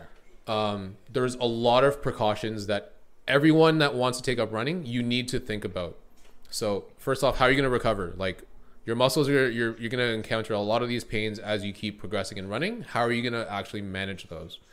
How are you going to prepare yourself for that run? Like, are you wearing cheap, shitty Nike shoes, or are you going to actually buy a legitimate pair of good running shoes? Right. What's that? No, yeah, Like, for sure. Like that's No, you're something that people absolutely don't right. think about. People Yeah, are like, you're "Oh, I'm absolutely going to right. run 15 minutes today." I'm like, "Okay, so what are you going to wear? Absolutely. What shoes are you going to put on? Are you going to like actually stretch? Are you going to recover? Are you going to like actively stretch before? Are you going to like how are you going to run?" That's right. It's so easy to just say I'm going to run, but there's so many damaging factors That's right. that can smash you in 2 weeks, and you'd be done from running for the rest of your life. That's right. So like, Yeah. you can run, but there's consequences. So that's just me. I'm very particular about like training and training methods that you've developed your own kind of like method and your own perspective of like how you should work out. Like I've got my own as well too. And like you said, sometimes it's hard to like bring people into that circle because It is. Yeah. like if they don't adapt to the way that you want to train, like you're not open to that kind of, method, I guess. Right. But running really good for you. You just got to be really prepared for like what you're getting yourself A lot into. of for sure. Yeah. Can I ask you something that's a little off topic though? That's okay. Okay, so for myself, individualized sports is like what I go for. Is your jam? It's my jam because like I like to personally see I like to compete with myself, and I like to see personal growth. Like I like to see it Yes. happen. Yeah. Now, I know you play a lot of team sports. So like what fuels you to those team sports? Like personal growth and like just not being garbage at my whatever I'm working on is my fuel. Like Okay. my stubbornness, my whatever it may be. Do you have It's the same thing, man. is it? It's the same thing. Interesting. So, Okay. yeah, I grew up in team sports. What I value out of team sports is camaraderie, friendships, pushing yourself with each other. For me, it was just being good at what you're doing. Like, let's say, like golf, for example. You're not going to really enjoy it until you're like really good at it. So like I played all these team sports. I was blessed with some talent, so like I was good at them, but I wanted to be better. So like hitting 1 home run in a year was good, but I wanted to hit 3. Right. I wanted to hit 5. I wanted to hit 6. So the team sports were fun. You gain a lot of like extra lessons out of that. Support your teammates, support the team. It's not about me and how I'm doing. It's about like, are we actually winning? Like if you're not winning games, but you're hitting like 10 home runs, who gives a shit? Like you're still losing. So you don't have a drive for being competitive with other people? Like you still Oh, no. focus on okay. Oh, See, my that's the girlfriend- difference between you and My I. girlfriend kills me for Okay, this. see, I want to know. I'll get I want super to know about competitive. that. Like that's a drive I don't have. Like I can care less if you're better than me at dodgeball, baseball, soccer. Like, great, you're good. That's fine. But like, and so I want to know about that. Like, how much does that fuel you? Like, in terms of like, it gets me because so growing up in team sports, I've learned team, so team leadership, team like everything. But what kind of got me a little more tailed into like individual sports is number one, as you get older, there's less and less team sports. Like that's just the fact. But again, you don't want to do something and be bad at it. You want to do something and be very good at it. of course. But I'm a competitive person, but I'm also respectful. That's the best way to put it. Right. So like if we're going to play pool together, I'm going to want to win. But if you're not, no offense. If we play pool, I'm going to want to beat Right. you. I'm not playing to lose. Right. Like, oh, let's play a game. I want to lose right now. Like, No, for sure. who has that? So like Right. when we play something, I want to win, but I'm going to be respectful to like where you are. So like if you're like a beginner, I'm not going to be like, you suck. Like you're a piece of shit. Like I got you. See, I would do that. Which is perfectly fine. But if you're ultra competitive and I'm going to be ultra competitive, Right. I'll be like, I got you. Like I'll play with that person like I see. on that level. Right. But I guess I don't know if I'm answering your question, but like to say what fuels me on the individual side is I too have like those standards of like wanting to do better. So against other people or just to yourself? More now that it's individual, more on myself. Okay. So I went golfing yesterday just before work, and I had a great round hitting the ball. I got like a lot of birdie chances. I had a lot of good opportunities. I couldn't putt. This is what fuels me in golf, is that you keep going out and you're like, fuck, I could have done this so much better. Yeah, or like my absolutely. score could have been so much better because, you know, one chip, one putt, like two putts, like they start adding up over yeah. 18 holes and you're like, Story of my life. I want to get that better. So sure. like that kind of fuels me too. But I don't know, just again, team sport guy. This is so complicated. I don't even know if I answered your question. No, you But it's- like you definitely hit it for sure. Yeah, because like, sorry, go ahead. It's basically you want to do something, but you don't want to be shit at it. Like Of course. you don't want to be just good or just okay. You want to be great at it, like, Right. and that's maybe the standard I hold myself Right. in those things. But then again, as I'm older, like I want to do less Yeah, variety, but then just be very good at those things that I want to take. that's right. Yeah. Like that's the thing. Like I've never been fueled by other people's I'm not competitive enough with other people to like care. Okay. Except with maybe golf. Golf has brought a whole different side of me. Like I get weirdly competitive with golf. Like I know. try my best to. But with others or with yourself though? Both. Oh my gosh! Like if I can't hit a certain score that I want, like I'm like, what the fuck was I doing for the whole, Yeah. during the whole course? I'll like, definitely be down on myself as well for a bad round. Yeah. Like if I've had a really bad round, yeah, I hate to say it, but I'll actually take it home with me. That's right. And that's like the worst thing you could probably do, because when you take it home with you, you beat yourself up past what you're supposed to be doing. You're I supposed to be know. out there enjoying it, having That's right. fun, and be like, fuck, I shot that. I know. Like, Sometimes I just give up for like a week, and I'm like, all right, let's get out there again. But no, like that's what like I've never been fueled by like competition with other people. So like soccer and like basketball, never feel like touching those sports because I'm like, I don't know, like it just doesn't interest me enough, and like I don't care to. that's perfectly fine. Like, Yeah, so it's just interesting to hear your perspective, where you're like kind of feel to be like better than the person you're playing against. yeah. Like it's an interesting perspective to me, and like I know most people are like that at national, at least. Like we got some really competitive people there. Yeah. And I've learned that over the years. I'm like, holy damn! Like Yeah. you guys will do anything to like win. Like it's insane. I'm not trying to brag on this at all, because it's not what I'm not a kind of throw it out there and be cocky about it. That's not me. But generally, for like when I started playing sports and I was always in a team environment, my team or our teams were always very good. I'm not saying that was because of me. I'm not saying I was great and everyone sucked. Like that's not who I am. I'm not saying that at all. What I'm saying So is, humble, John. I'm saying we just had a certain level of success that I was like kind of born and raised in sport to be Right. like, you just can't accept bad. Right. I'm sorry. Like if you couldn't make the playoffs, or if like you're having the worst round of your life, I'm sorry. Like find a way to get it better. Like Yeah. that's just always the way that I've kind of like had it mentally. Yeah.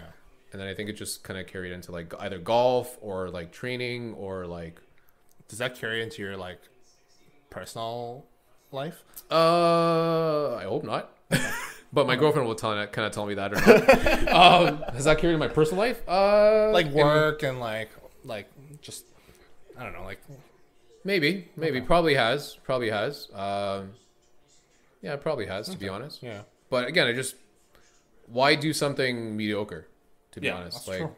That's true. just do something well. Like, Yeah. there's nothing wrong with doing something good. Exactly. Like, if I was just, I don't know, go to work and just sit in the office and like watch TV, like I could certainly do that, but like why? Like, Yeah, there's for no sure. point in doing that. Yeah, for sure. Like, just do something good, do something productive.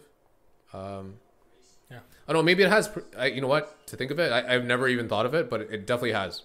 Because again, like, I'm doing this. I'm not getting paid for this. Like, this Yeah. is all free time, free labor. I Right. talked to you about like how much editing time it's taking. Yeah.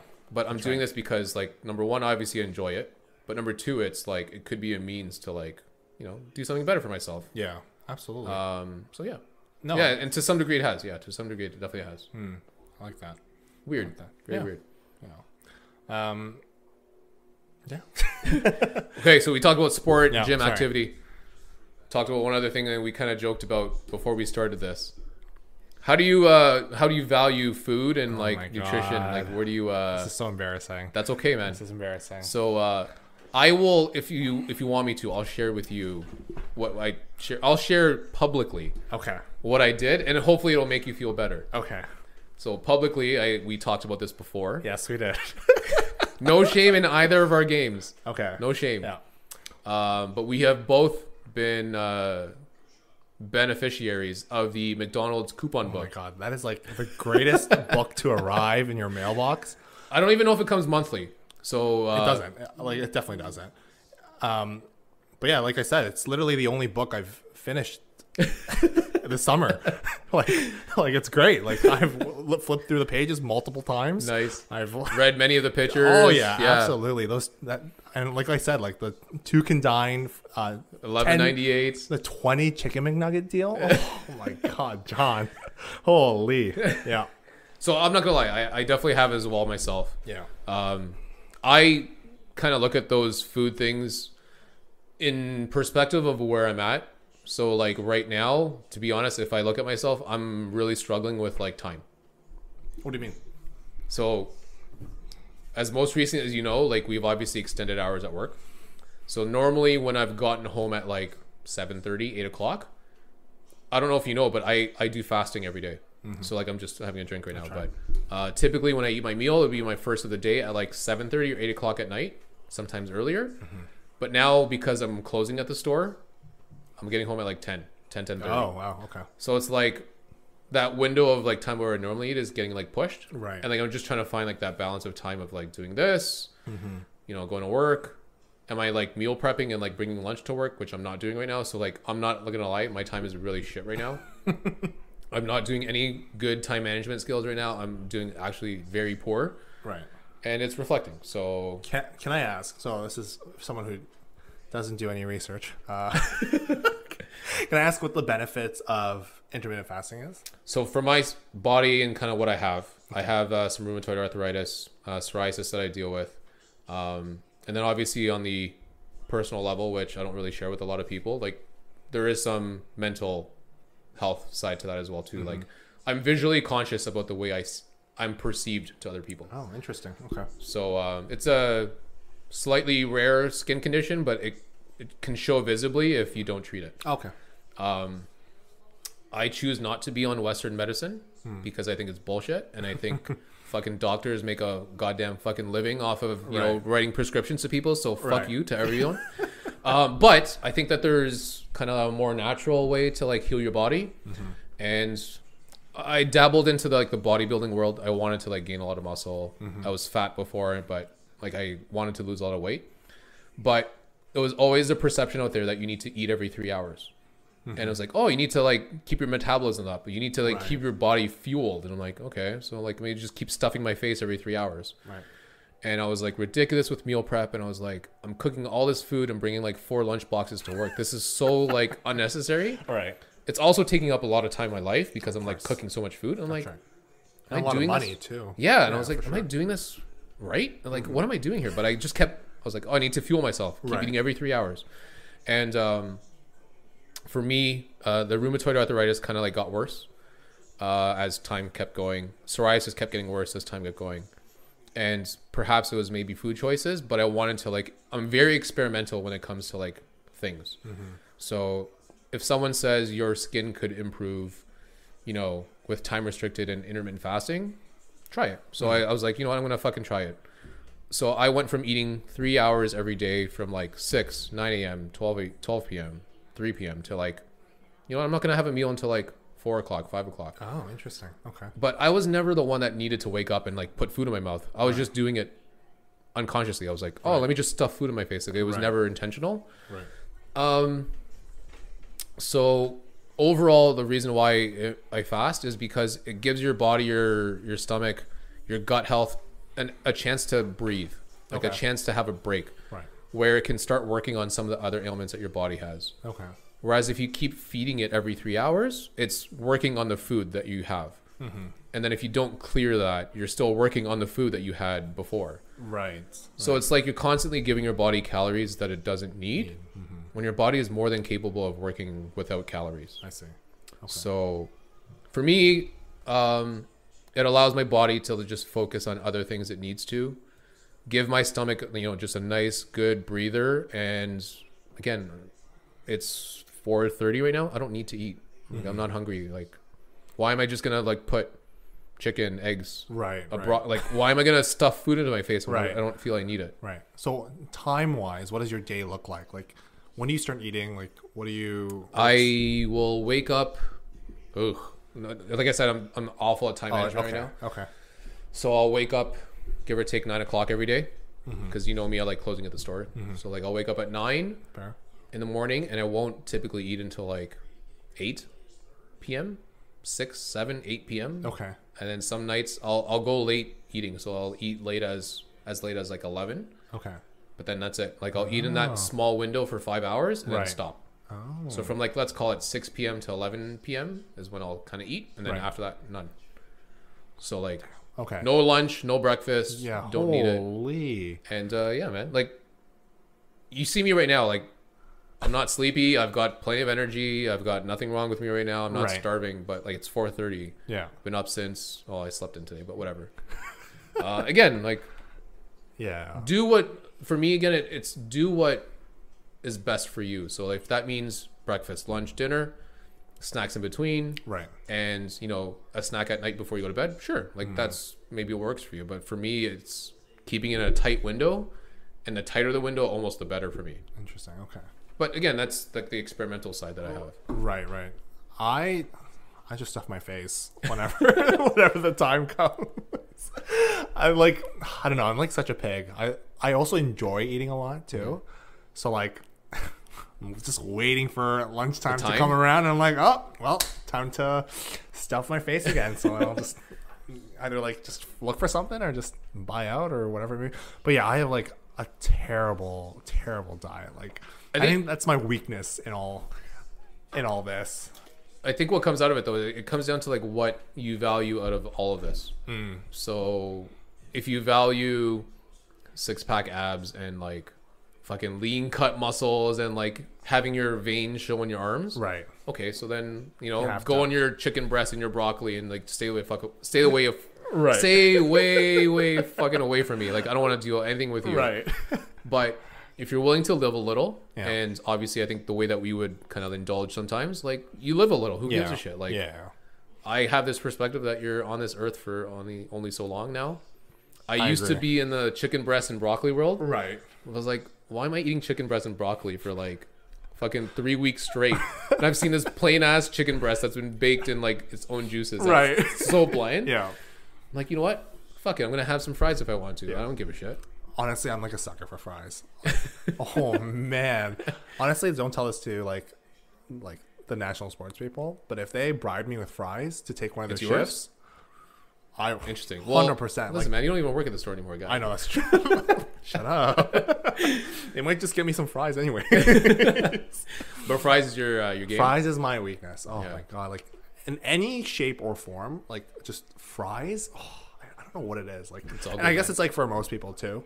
I think my mom was saying that like fries is like the most popular McDonald's food, or just okay, just food? food in Canada, and I'm like, I believe that. Like it's so, like I don't know if there's like potato allergies. I don't think there is. Like There might be, but I don't think people really know about it if there are. yeah, but like exactly like everyone just loves fries. Like I don't know anyone that dislikes it. So I think people would dislike it only for like the health reason, but you cannot right. deny the taste. oh my god, so good.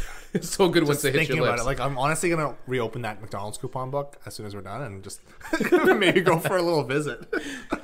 Do you pay any attention at all to like even like timing and like let's say you go to the gym or you do a workout and like Right. do you even think about those kind of things or not really? I don't. So I'm really bad with it. So I'm kind of like that morning, lunch, dinner kind of guy, and I'll just eat. Just put in it those.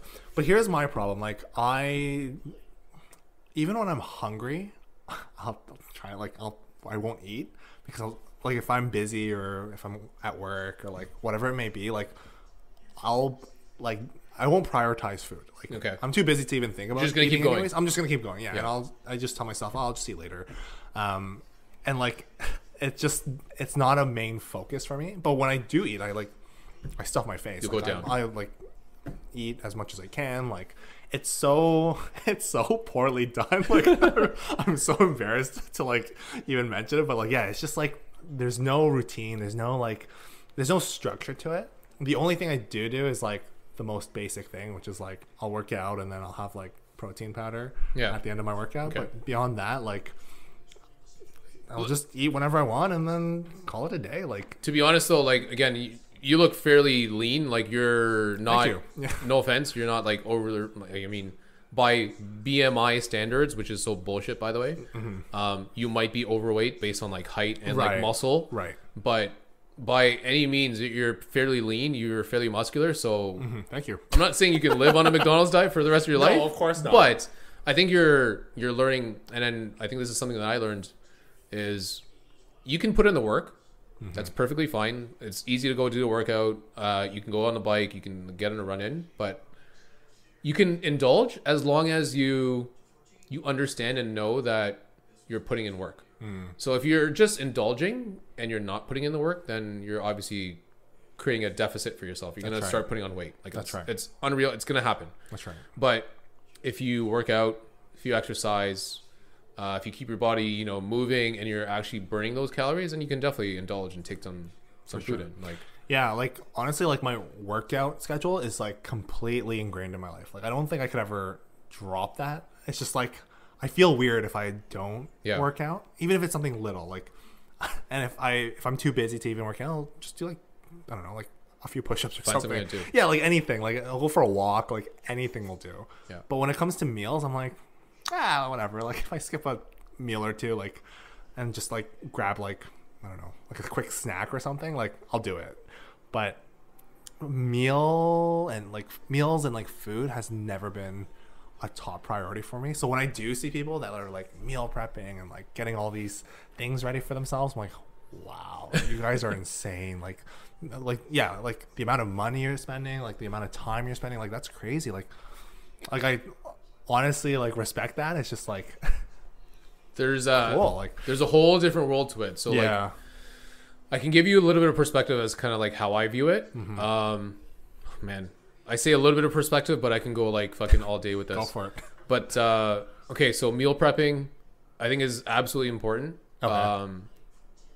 Just if you don't think about the way you're going to eat food, you're just like you said, you're gonna kind of just put food in your mouth.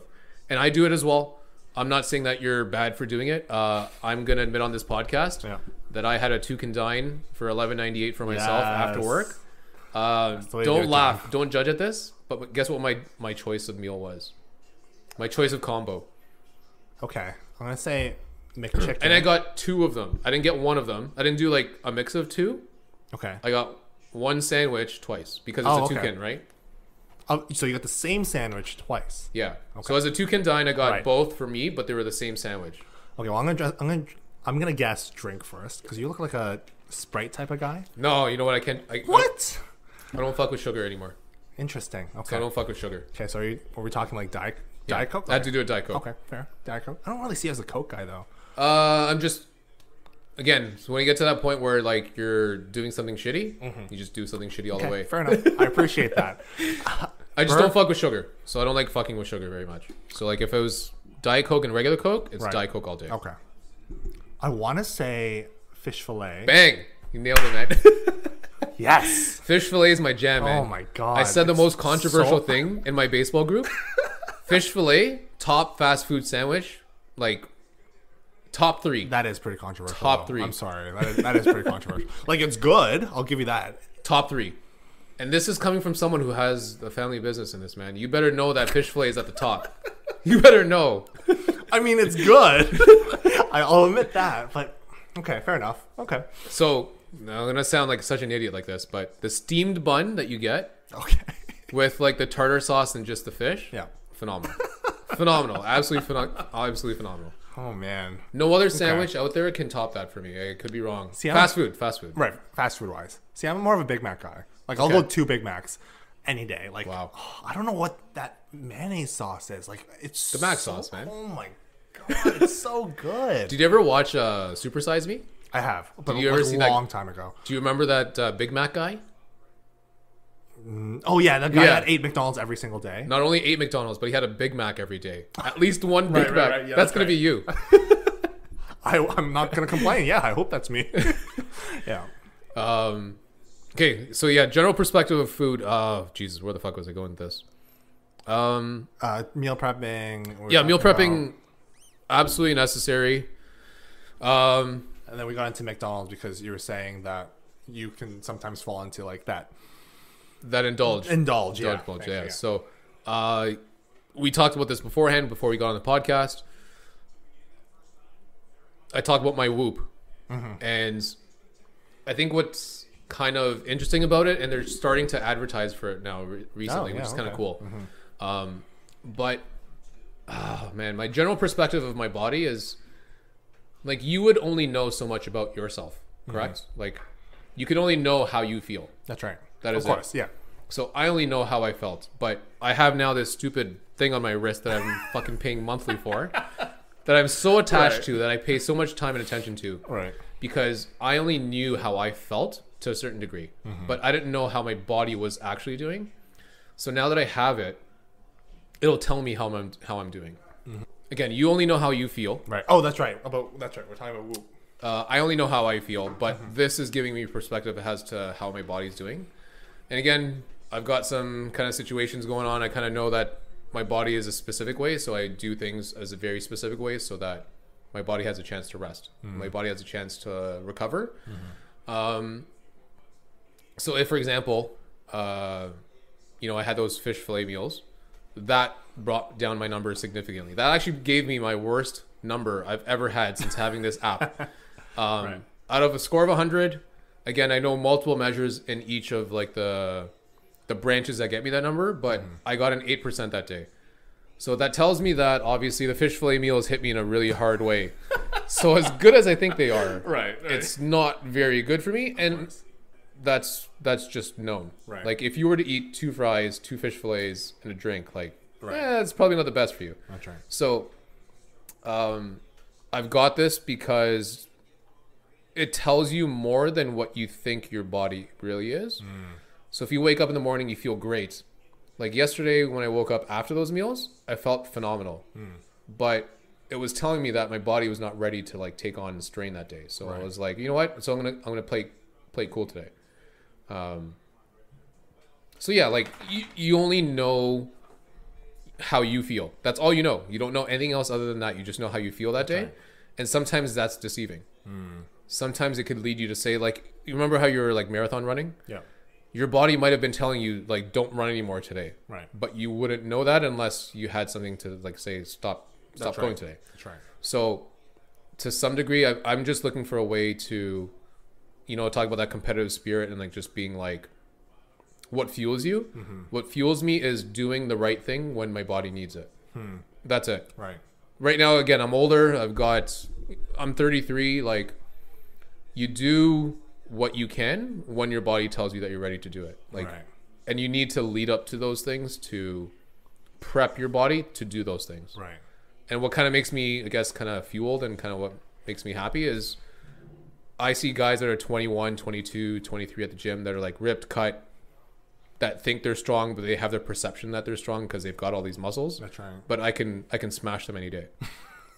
Again, not trying to be cocky, not trying to be an asshole, but I'm 33, and then, like these kids are like 21.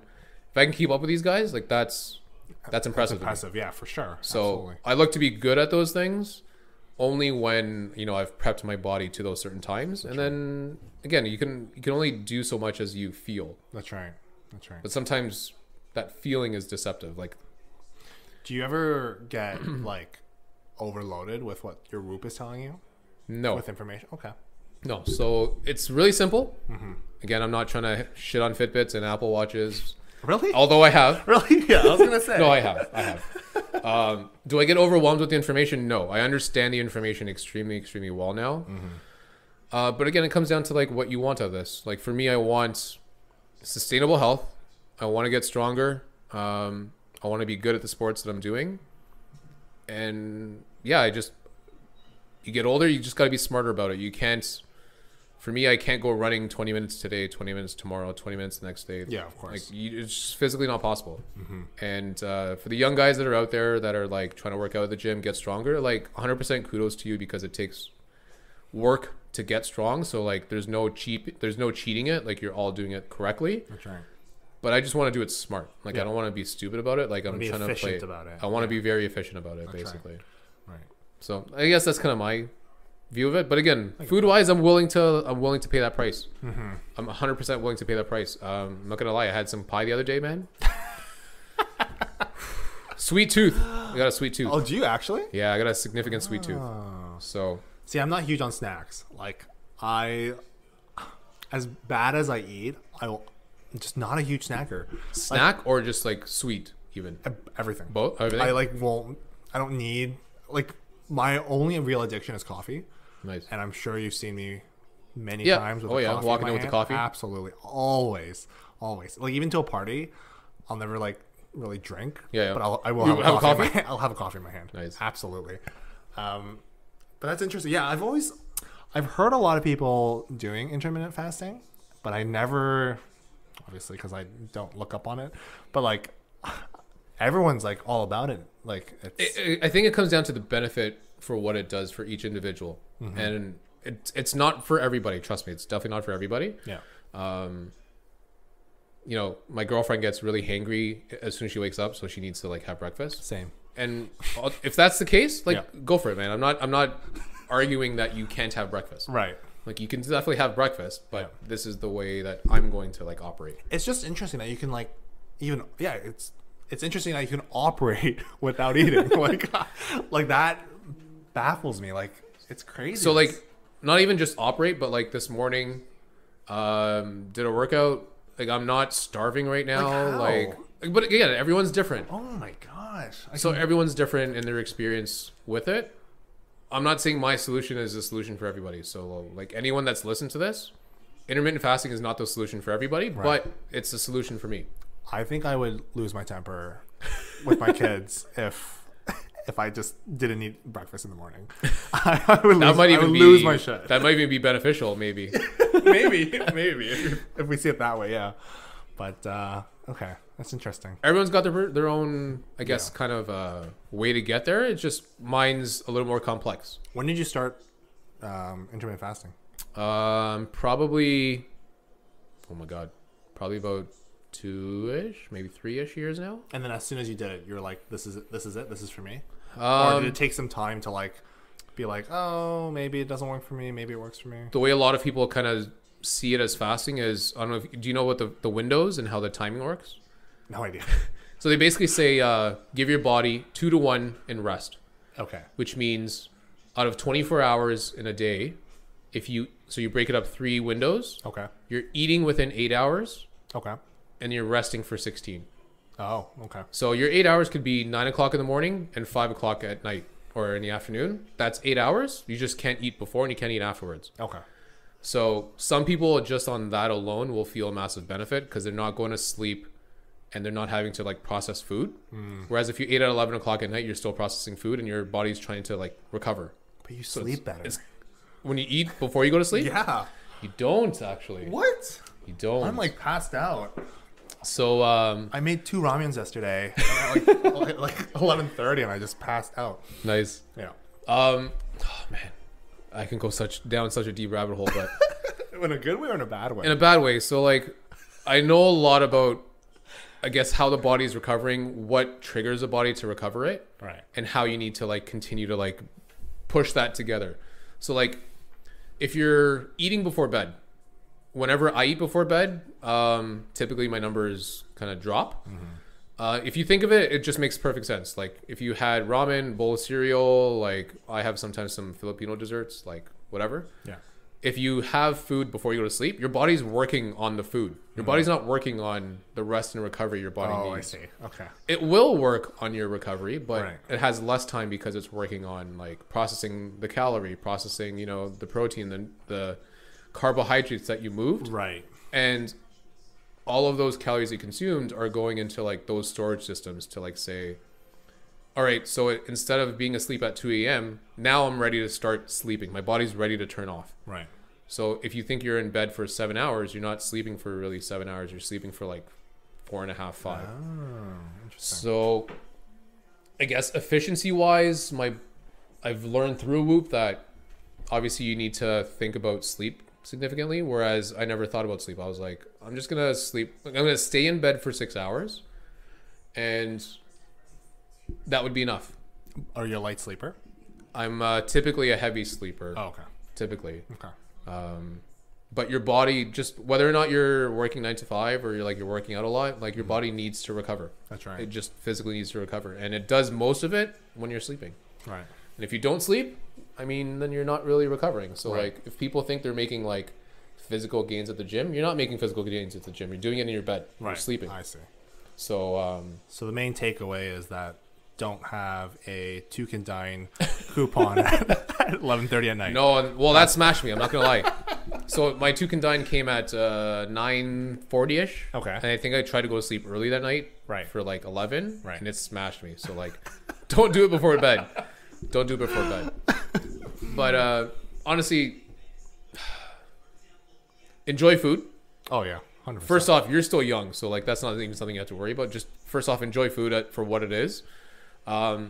If you're trying to be intentional about like some of those things, like there's a lot of information out there that can definitely help you, like kind of like the golf swing thing. Like there's so many things that you can learn from like so many different people. Absolutely. But it comes down to like what you value out of it. Like I value efficiency. That's kind of like what I want out of it. Yeah. So if that means, trimming my window to eat because I don't need to eat breakfast, I'm going to trim my window to eat because I don't need breakfast. Like, Right. It doesn't matter to me. Right. Right. So Yeah. I don't know. Like, see, that's the thing. Like, I don't even know what I can. I don't even know what the goal is when it comes to eating. Like I guess I don't know the benefits of it. Yep. Because like, yeah, will it get me slimmer? Will it get me bigger? Like, but I guess it all depends on how I eat. And There's definitely going to be benefits to whatever you want to do and experiment with. I would just always go past it, and I would say, well, what do you want out of this? right. So do you want 6-pack abs? Do you want to look super lean? Do you want to be vascular? Or do you just want to be strong? That's right. So if you pick one, I think it'll determine how you want to eat both ways. That's right. But then along that road, you're going to have to determine, are you willing to eat chicken and broccoli and like no potatoes and no starch, no rice? Or are you going to be willing to have rice, have pasta, have ramen, have all the carbs? There's no meal without rice, though. I'm sorry. I know. That's just it's a staple in every food. So how often do you guys eat rice at home?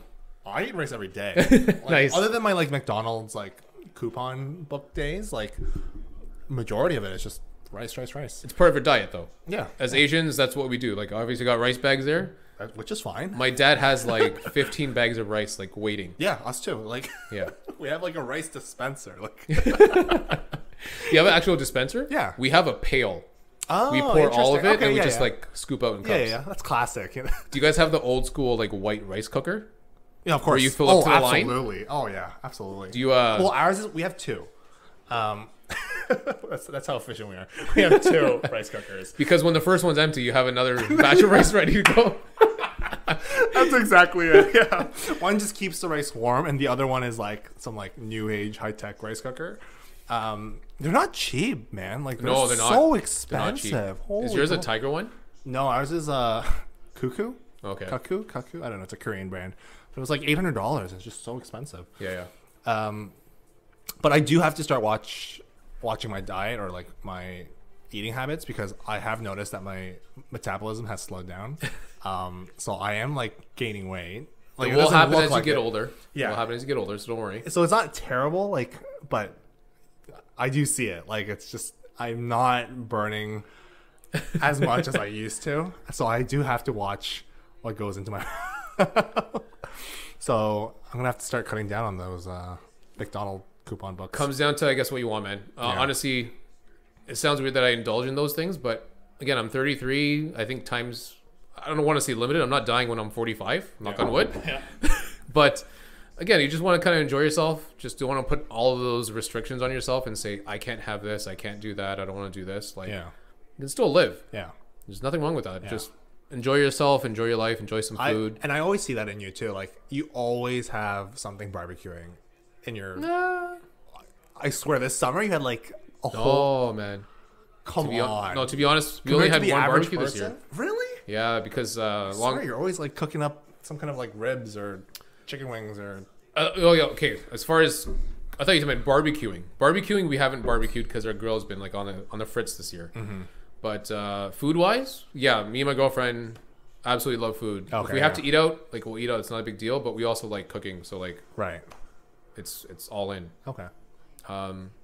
But I used to be intentional about like I need to have my protein now. I need to have Right. no carbs now. Like honestly, that's so bullshit. So if you ever think about doing that, don't. Okay. Because there's no point in putting like restrictions Right. on the way that you eat. Right. Because you think it's gonna get you abs. Like stop. Like just kind of think of like a balance. And I hate to say it, I'm gonna say this publicly, but my girlfriend's kind of taught me that. And, you know, it's just Yeah. you just gotta live a little. There's a fine line to balance. You can go on both sides of the fence. That's right. You just gotta stay on one side of the fence more than the other. That's like right, of there's course. nothing wrong with that. Of course. Yeah. There's nothing wrong with that. I know. I was a little nervous for this podcast because like, so like I did research and listened to everyone else's podcasts so that mine doesn't suck. It's not gonna suck, man. Don't worry. And to everyone, the previous guests, honestly, I love the way they spoke about like whatever they were talking about, like whether it was like exercise, fitness, like their diet, and every single time everyone mentioned their diet, it was like some next, like Oh, just wait. it was all well planned out. Like they knew exactly what they're doing. They knew exactly what they're talking about. I'm like, oh my god, what am I going to mention? Like the fact that like I'll go for like osmos every like month or so. Like it's crazy. Like You may not be intentional about what you do, yeah, but I think that's what's also realistic about a lot of people out there. Mm-hmm. So those people obviously had the kind of like their own way that they would eat, yeah, but a lot of people are going to be like you, man. Like a lot of people are just still going to go to McDonald's every day though. Like that Super Size Me movie is the example of like one person eating McDonald's every meal every day. that's true. But believe it or not, there's some people out there that are like that, you know? That's crazy. And if you're listening and you're out there not using your McDonald's book coupon, send it over to me. It will be well used. Yeah, you don't have to be super strict on what you eat. Yeah. I think you just need to be intentional. Yeah. Intentional. So like if you want to, you know, have some McDonald's, like absolutely nothing wrong with that. But I think someone like you've definitely put some work into like work it off basically. Oh yeah. You've earned Absolutely. it. Thank you. You've definitely earned it. So Yeah. I tried. indulge, man. Yeah. Indulge. Yeah. I will. Are you still scared about this podcast then? It was not too bad, right? No. How long have we? Let's check it out. Let's check this out. About 2 and change. 2 Okay. coin. All right. Cool. So you've seen kind of the way of ends. Jesus, this dog is needy. Right. Okay, I'm gonna pop on that video for the end of it. Okay. For the booch. Oh, the kombucha. Yeah. I love it. She's looking for some loving. Oh, you're so cute. You good, girl? Yeah, she's good. She's very calm with you today. Very, very calm. Oh yeah. I'm very shocked. She's like just jumping around and. Sometimes. Losing shit. So remember I told you not to ring the doorbell? Right. Yeah, she'll lose her shit if you ring the doorbell. Or? No barks. Oh, just doesn't really bark at people. She'll bark at other dogs, but Right. she'll get energetic when she hears the doorbell. Her ears perk up, and then she's like gone. Yeah, she's good. Are you afraid of kombucha? Have you tried kombucha? Do you know what kombucha is? I've tried kombucha. Okay. What kind? I don't know, but it comes in a glass bottle. That's They the all only use- one I know. Oh, yeah, they they all all do? typically do, Oh, yeah. okay. All typically do. Then that's Clear, dark, It's like orange. the bottle. Yeah. Okay. No, not the bottle. The drink liquid, itself? The drink itself is Okay. like orange. What'd you think with of a it? white label. Okay, yeah, I know exactly what you had then. Okay. Yeah, Um.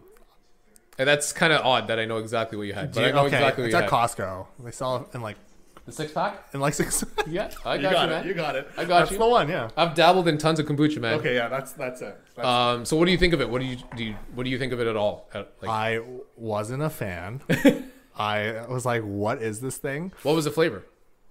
I don't know. And did you buy the whole 6-pack and then just like toss the No, rest? no. It was, like my dad bought it, and Okay. I just wanted to try it because he was like, "Oh, it's really good for you," and I said, "Okay, sure." So I like tried a cup of it, and I was just like, "No, What is this? This Yeah. is not for me." Flavor? I don't know. Don't know. But it was I an don't orange remember. one. The liquid Oh, the was liquid like was orangish. Yeah, Okay. but the label is white. It's a glass bottle, and yeah, it's a Costco for like in a 6-pack. It's a 6-pack, and I think it costs like 17 or 18 bucks or something like that. It was pricey. It's not bad. So what do you know about kombucha? I know you've watched podcasts, but do you know anything about it? No idea. Cool. Yeah. It's all good, man. Yeah. I came prepared. Okay. So as you know, I come with a kombucha for every guest that comes. Cool. This is Brew Doctor, and I've got Clear Mind. Okay. And the reason why I picked Clear Mind for you specifically, and I picked the flavor for the person, Okay. I got Clear Mind because I think, despite you, kind of like having like those kind of like impulses and like trying to be, good at those individual sports, whether it be like biking or like a mutter or running, I think you just generally have a clear mind as to like going for it. Okay. Like whatever it is that you want or whatever it is that you want at that moment, you go for it. Maybe you might go hard for it, but who cares? Like you literally go for it, which a lot of people don't. Like they don't take that appreciate risk. Yeah, for sure. And if that risk is there, you take it. And I think that's important for like the health and fitness world for people that want to make a change. You've got to take that risk. And you can't take it unless you have a clear mind. So I think you've got that clear mind, which is why I got you the flavor. Sweet. I love it. The other one that you tried, was it fruity? Do you remember? It wasn't. I don't know. I just remember being like, Weird? This is not good. So I'm not going to lie. This is going to be a little bit of an interesting flavor for you. Okay. So basically, it's typically black tea that's like fermented with sugar, Okay. with a bacteria in it. But Okay.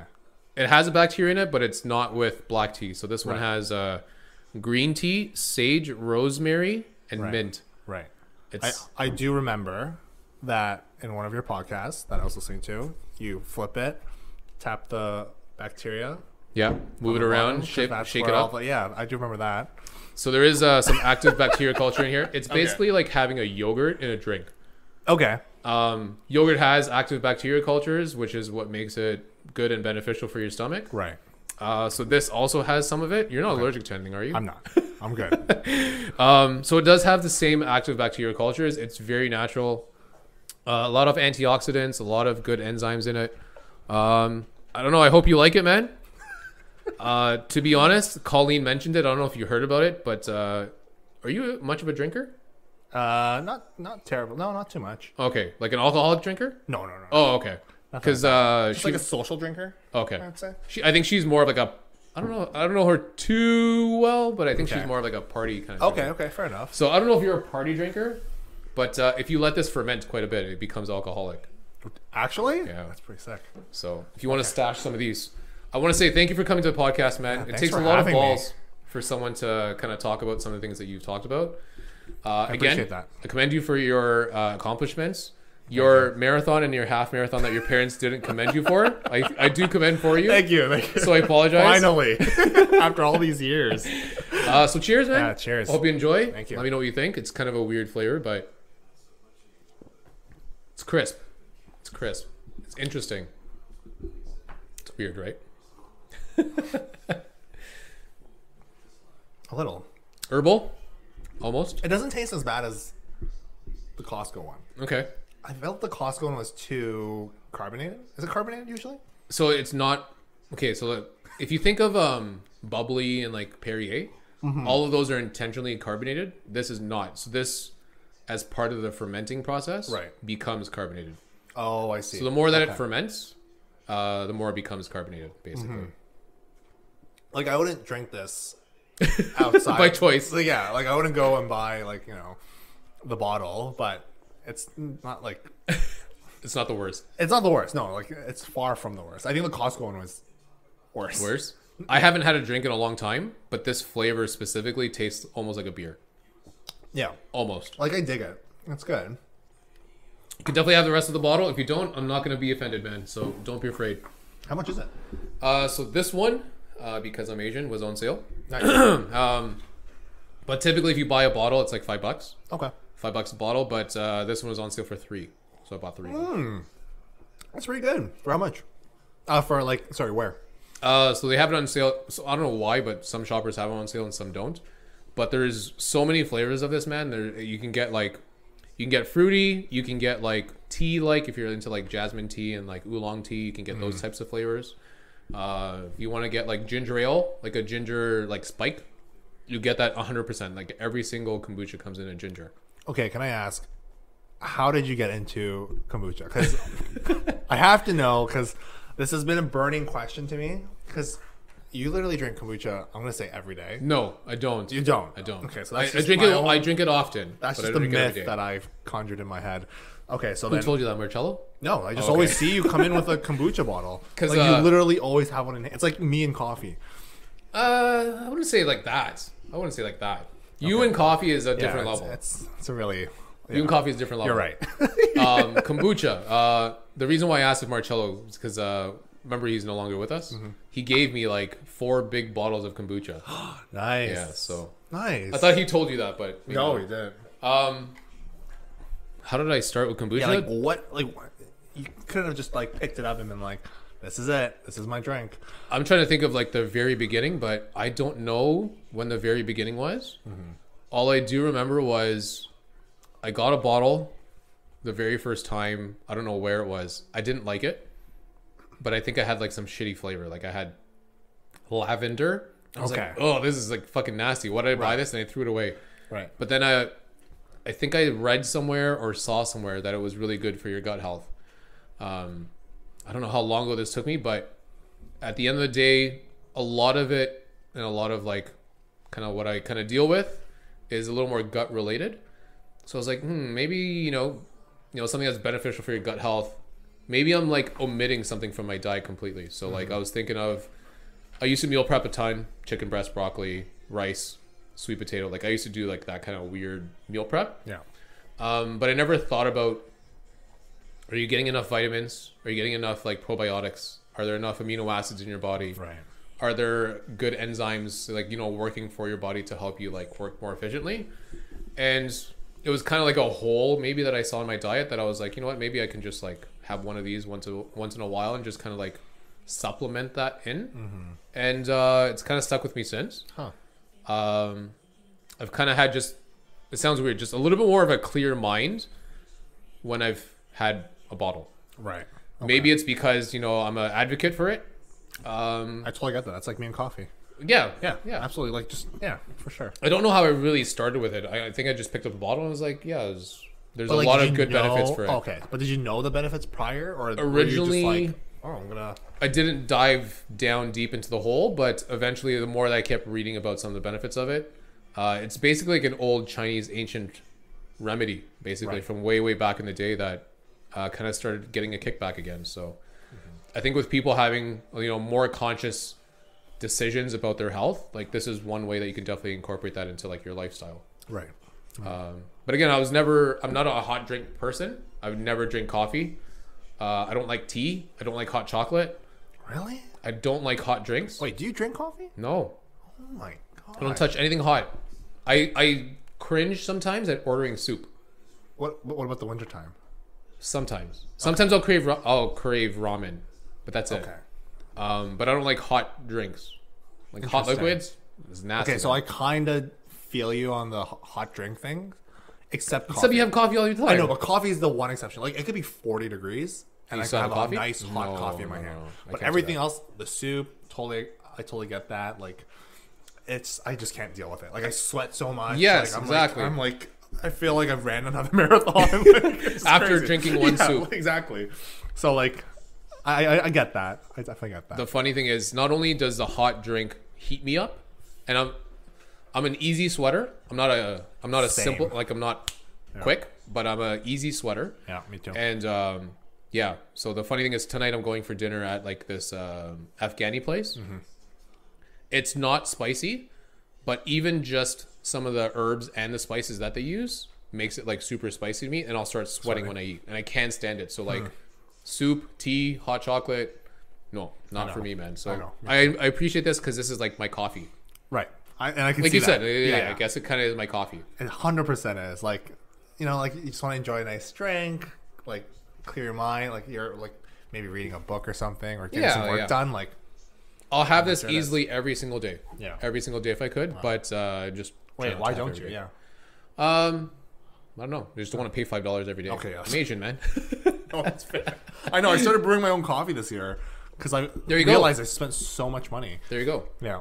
I like because of COVID, I cut down so many things. I cut down coffee, haircuts. Oh man, really? Yeah, I know.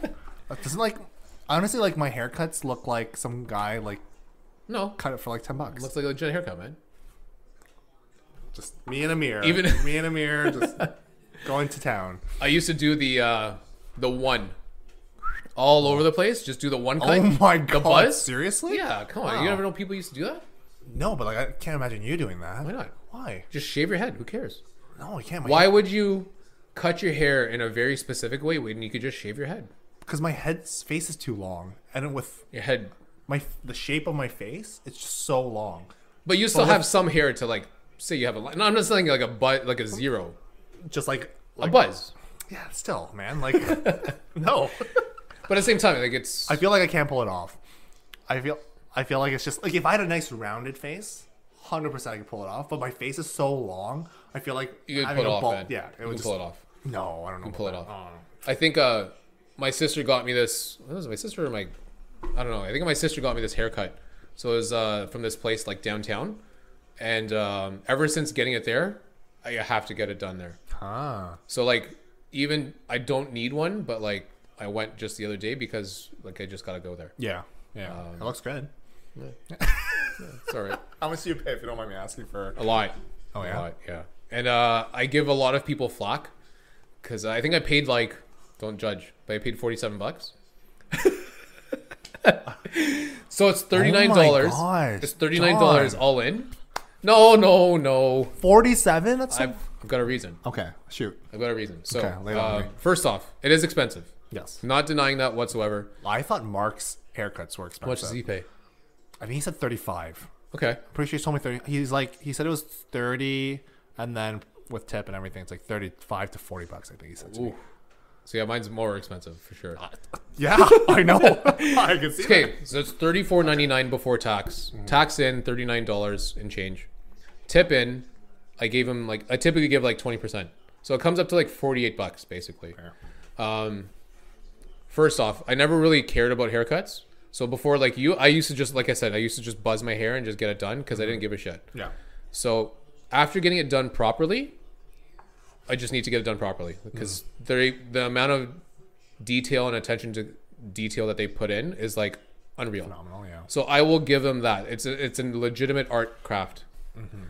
Secondly, I really feel for the local business. So I get that. I understand it's a pain to pay $48 for a haircut, but if I don't pay $48 for a haircut, you know, whenever I go, unfortunately, I'm getting my haircuts done at fucking Sport Clips and First Choice. So I don't want franchise haircuts in my future. Yeah. No one. I am does. willing to pay No the one premium to support a local business. Absolutely. And, you know, some people, not going to mention any names, at least when this camera's on. Okay. Yeah, But I'm not going to mention any names. You gotta tell me. Oh, I'm 100%. curious. I'm not going to mention any names, but support your local businesses because agree. if you don't, I'm not in the city of Toronto a lot. I drove there with my girlfriend more recently, like maybe about 2 or 3 weeks ago. We just kind of drove through like some of the smaller streets. Dude, the amount of small businesses that are closed is fucking atrocious. Yeah. I don't mean as far as like they need to be open. I just mean as think of like their families, think of the people that work for them. Think of like what COVID has done for those lives. Like, I'm sorry, the least I can do is support the barber that I've, you know, been supporting over the last 5 or 6 years. Right. And I want to support that business because that's something that's obviously valuable to me, but it's also valuable for the community. So 100% willing to pay that premium. Yeah, that's for sure. And yeah, I'm not going to mention his name, but I'll give you. Interesting. He'll know, Man, unfortunately. I'm trying to like in my head, I'm trying to like figure out who you're talking about, but if you're gonna tell me, I'm curious. It's all good. Yeah, no, that's a great way to think about it too. I just get my haircut so often. Yeah, it's that Asian hair. Oh my god, Goes like every 2 weeks. What's wrong with us, man? Like these Goes every 2 weeks. Like the combination of genes that we have, it stresses me out. Like my hair grows so quick. Like within like I don't know, like within a month, like it's just like poofed out. Like, And you know what the worst thing about our hair? It goes this way. It's it goes so straight. sideways. Like it's Yeah. like I'm like from a book from Dr. Seuss or something. Like And it's like it's hair from like a comb. So Yeah. like if this is your skull, it's gonna like go this Yeah, way, and it's just gonna absolutely. like it's gonna point. yeah, my hair is already kind of like curving out, but I don't know, man. Like and now that I have the ability to cut my own hair, I'm literally cutting it like every 3 weeks or so, like just to keep it trim, keep it clean. What about the backside though? You can't see the backside. With 2 mirrors, you can, John. 2 mirrors. You get one big mirror, then you get one small mirror, and you're just kind of like working it. It's all good, man. But yeah, no, I agree. I really do think you should support small businesses, and that's fantastic. Like just that having that mindset alone is awesome to have. I feel bad because I don't know how you are with haircuts. Like when you were ever there, did you ever talk to your barber? I did, but not a lot because Was it more like here's my thing. I was too cheap to go often. Because with my barber, it was like it's $30 and also with tip, it ends up being 35. it adds up? It adds up very quickly, man. Yeah, so I didn't go often. I went like 1.5 months. I see what you're saying. Yeah, I know where you're going. Yeah, and so I was like, okay, like, and he did a great job. Like, honestly, I was happy every single time I got there. Blah blah blah. Did you feel bad that you like skipped a visit? Yeah, of course. Yeah, see? of I know exactly course. what you're talking about, And I man. like couldn't go to another place because I would just feel like I'm cheating on Yeah. on him, or like we were in a committed relationship. I Basically, know exactly what you're feeling. Yeah, and so then after that, I ended up going to like a Korean salon place, Okay. just because the barber was a little far from my house, so like just with timing and making appointments, it just didn't really. Yeah, it was wasn't convenient. Too hard. Yeah, it was inconvenient for what it was. So then I started going to this Korean lady, super sweet, like language barrier because my Korean's trash, and so like really honestly talking to her about how I want my hair was A nightmare. so difficult. Yeah. Like I'd be like, "Oh, can I get it short?" Like short. And because I said short twice, she thought Short. Like she really wanted really short. Yeah, and I'm like, no, Like not skin. short, just like normal short. Anyway, so she like ended up like cutting the like hole. really short. Yeah, like the side of my head really short. Yeah. And I was like, oh, like hold on, and she's like, oh my gosh, You like, can't go freaking back, out. man. I know, and I felt bad, and I was like, okay. So I got my haircut from her like for a few months, and then COVID hit, and then I was like, okay, well, it's March, and now it's like July. I gotta figure out something. the whole hair situation. So I Yeah. ended up buying my own clippers, and then never ended up going back. Just like the good, gym, just like the gym, just doing everything in home. It's all good, man. Yeah. That barber I told you about, Mm-hmm. I have to. So he's in Kensington Market. Okay. So you obviously drove here. It takes me like an hour to get to him. Oh yeah. Okay. So Yeah. it's stupid sometimes. That is okay. Wow. So I'll make that trek. Wow. Here I am bitching about my like. It wasn't even that long. It's like 30 minutes, I think, for me. You know what? Something really changed for me. Again, I did that drive with my girlfriend's family. Mm-hmm. It was supposed to be just a small innocent dinner at her brother's place, which is like downtown. So like it was just a really casual drive. But again, I drove through the city with her, and I was like, I was shielded because when I drive through like this area in Vaughan, I'm like, everything seems normal, like everything's open. Then I drive through, the area to get to work. So I get off the 427, get off on Dundas, and I drive through those businesses. They look okay to me, like nothing looks anything different. Right. Then I drove through the city. I was like, holy shit! Like there's plazas and strips of like abandoned and closed buildings. I'm like, Yeah. Jesus Christ! Like where are all these people going? That's like, right. and yeah, I know it's a bit of a trek. I know I've been doing it for a long time. Yeah. Yeah, the work that he does, plus on top of that, again, supporting local business because they need to stay open. Like, That's right. That's right. Especially like at a time like this too. yeah, Yeah. because fuck it, I am not getting my hair cut at first choice. I'm sorry, I will not fucking do it. Here, come to my backyard. I'll cut your hair for you. My mom used to make us get this Chinese lady to cut her hair for $5. Yo, me too. Yeah, and that was a struggle too. Okay. I asked her to dye my hair blonde one time, Nice. like the whole hair, and she got it orange. Oh my gosh.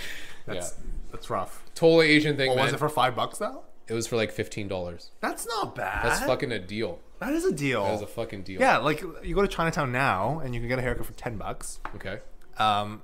Terrible job, but like it's like this. It's done. It's like this. Literally it looks like my hair now, but like honestly for $10 it's not a terrible deal. I mean, it's better at my house because it's free, Of course. but but yeah, like you can. There's always going to be a place like that that sells like $5, $10 Asian haircuts. Oh my gosh, it's all good, man. Yeah.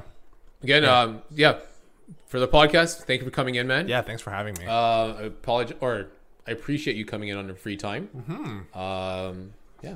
I hope that you enjoyed the podcast. Hope you enjoyed the experience. I did. The one thing I did with Colleen, and you'll see with Alex coming up soon, I need some advice. Okay. So advice for someone that's listening to the podcast that would listen to you. A piece of advice that you would offer for someone that's, looking to stay active or get active or be active. Like, right. Give some advice to some of those listeners that are listening. I think for myself, I think the biggest thing is just go your own pace. Like, don't go searching like 80 videos on YouTube trying to figure out like what works for those people. Like, figure out what works for you. Yeah. Because like, regardless, like whatever you try, you're eventually gonna get there. Like you will. Eventually, you will get there. Yeah. Like, I didn't like Google 9 videos about handstands to figure out a handstand. Like, just lean yourself back to a wall and eventually you just get the balance. Like, it's excruciating, like the time and like effort you have to put into it. Like, my wrists are so bad now, like it hurts, like because I'm like putting so much pressure straight on it. Yeah.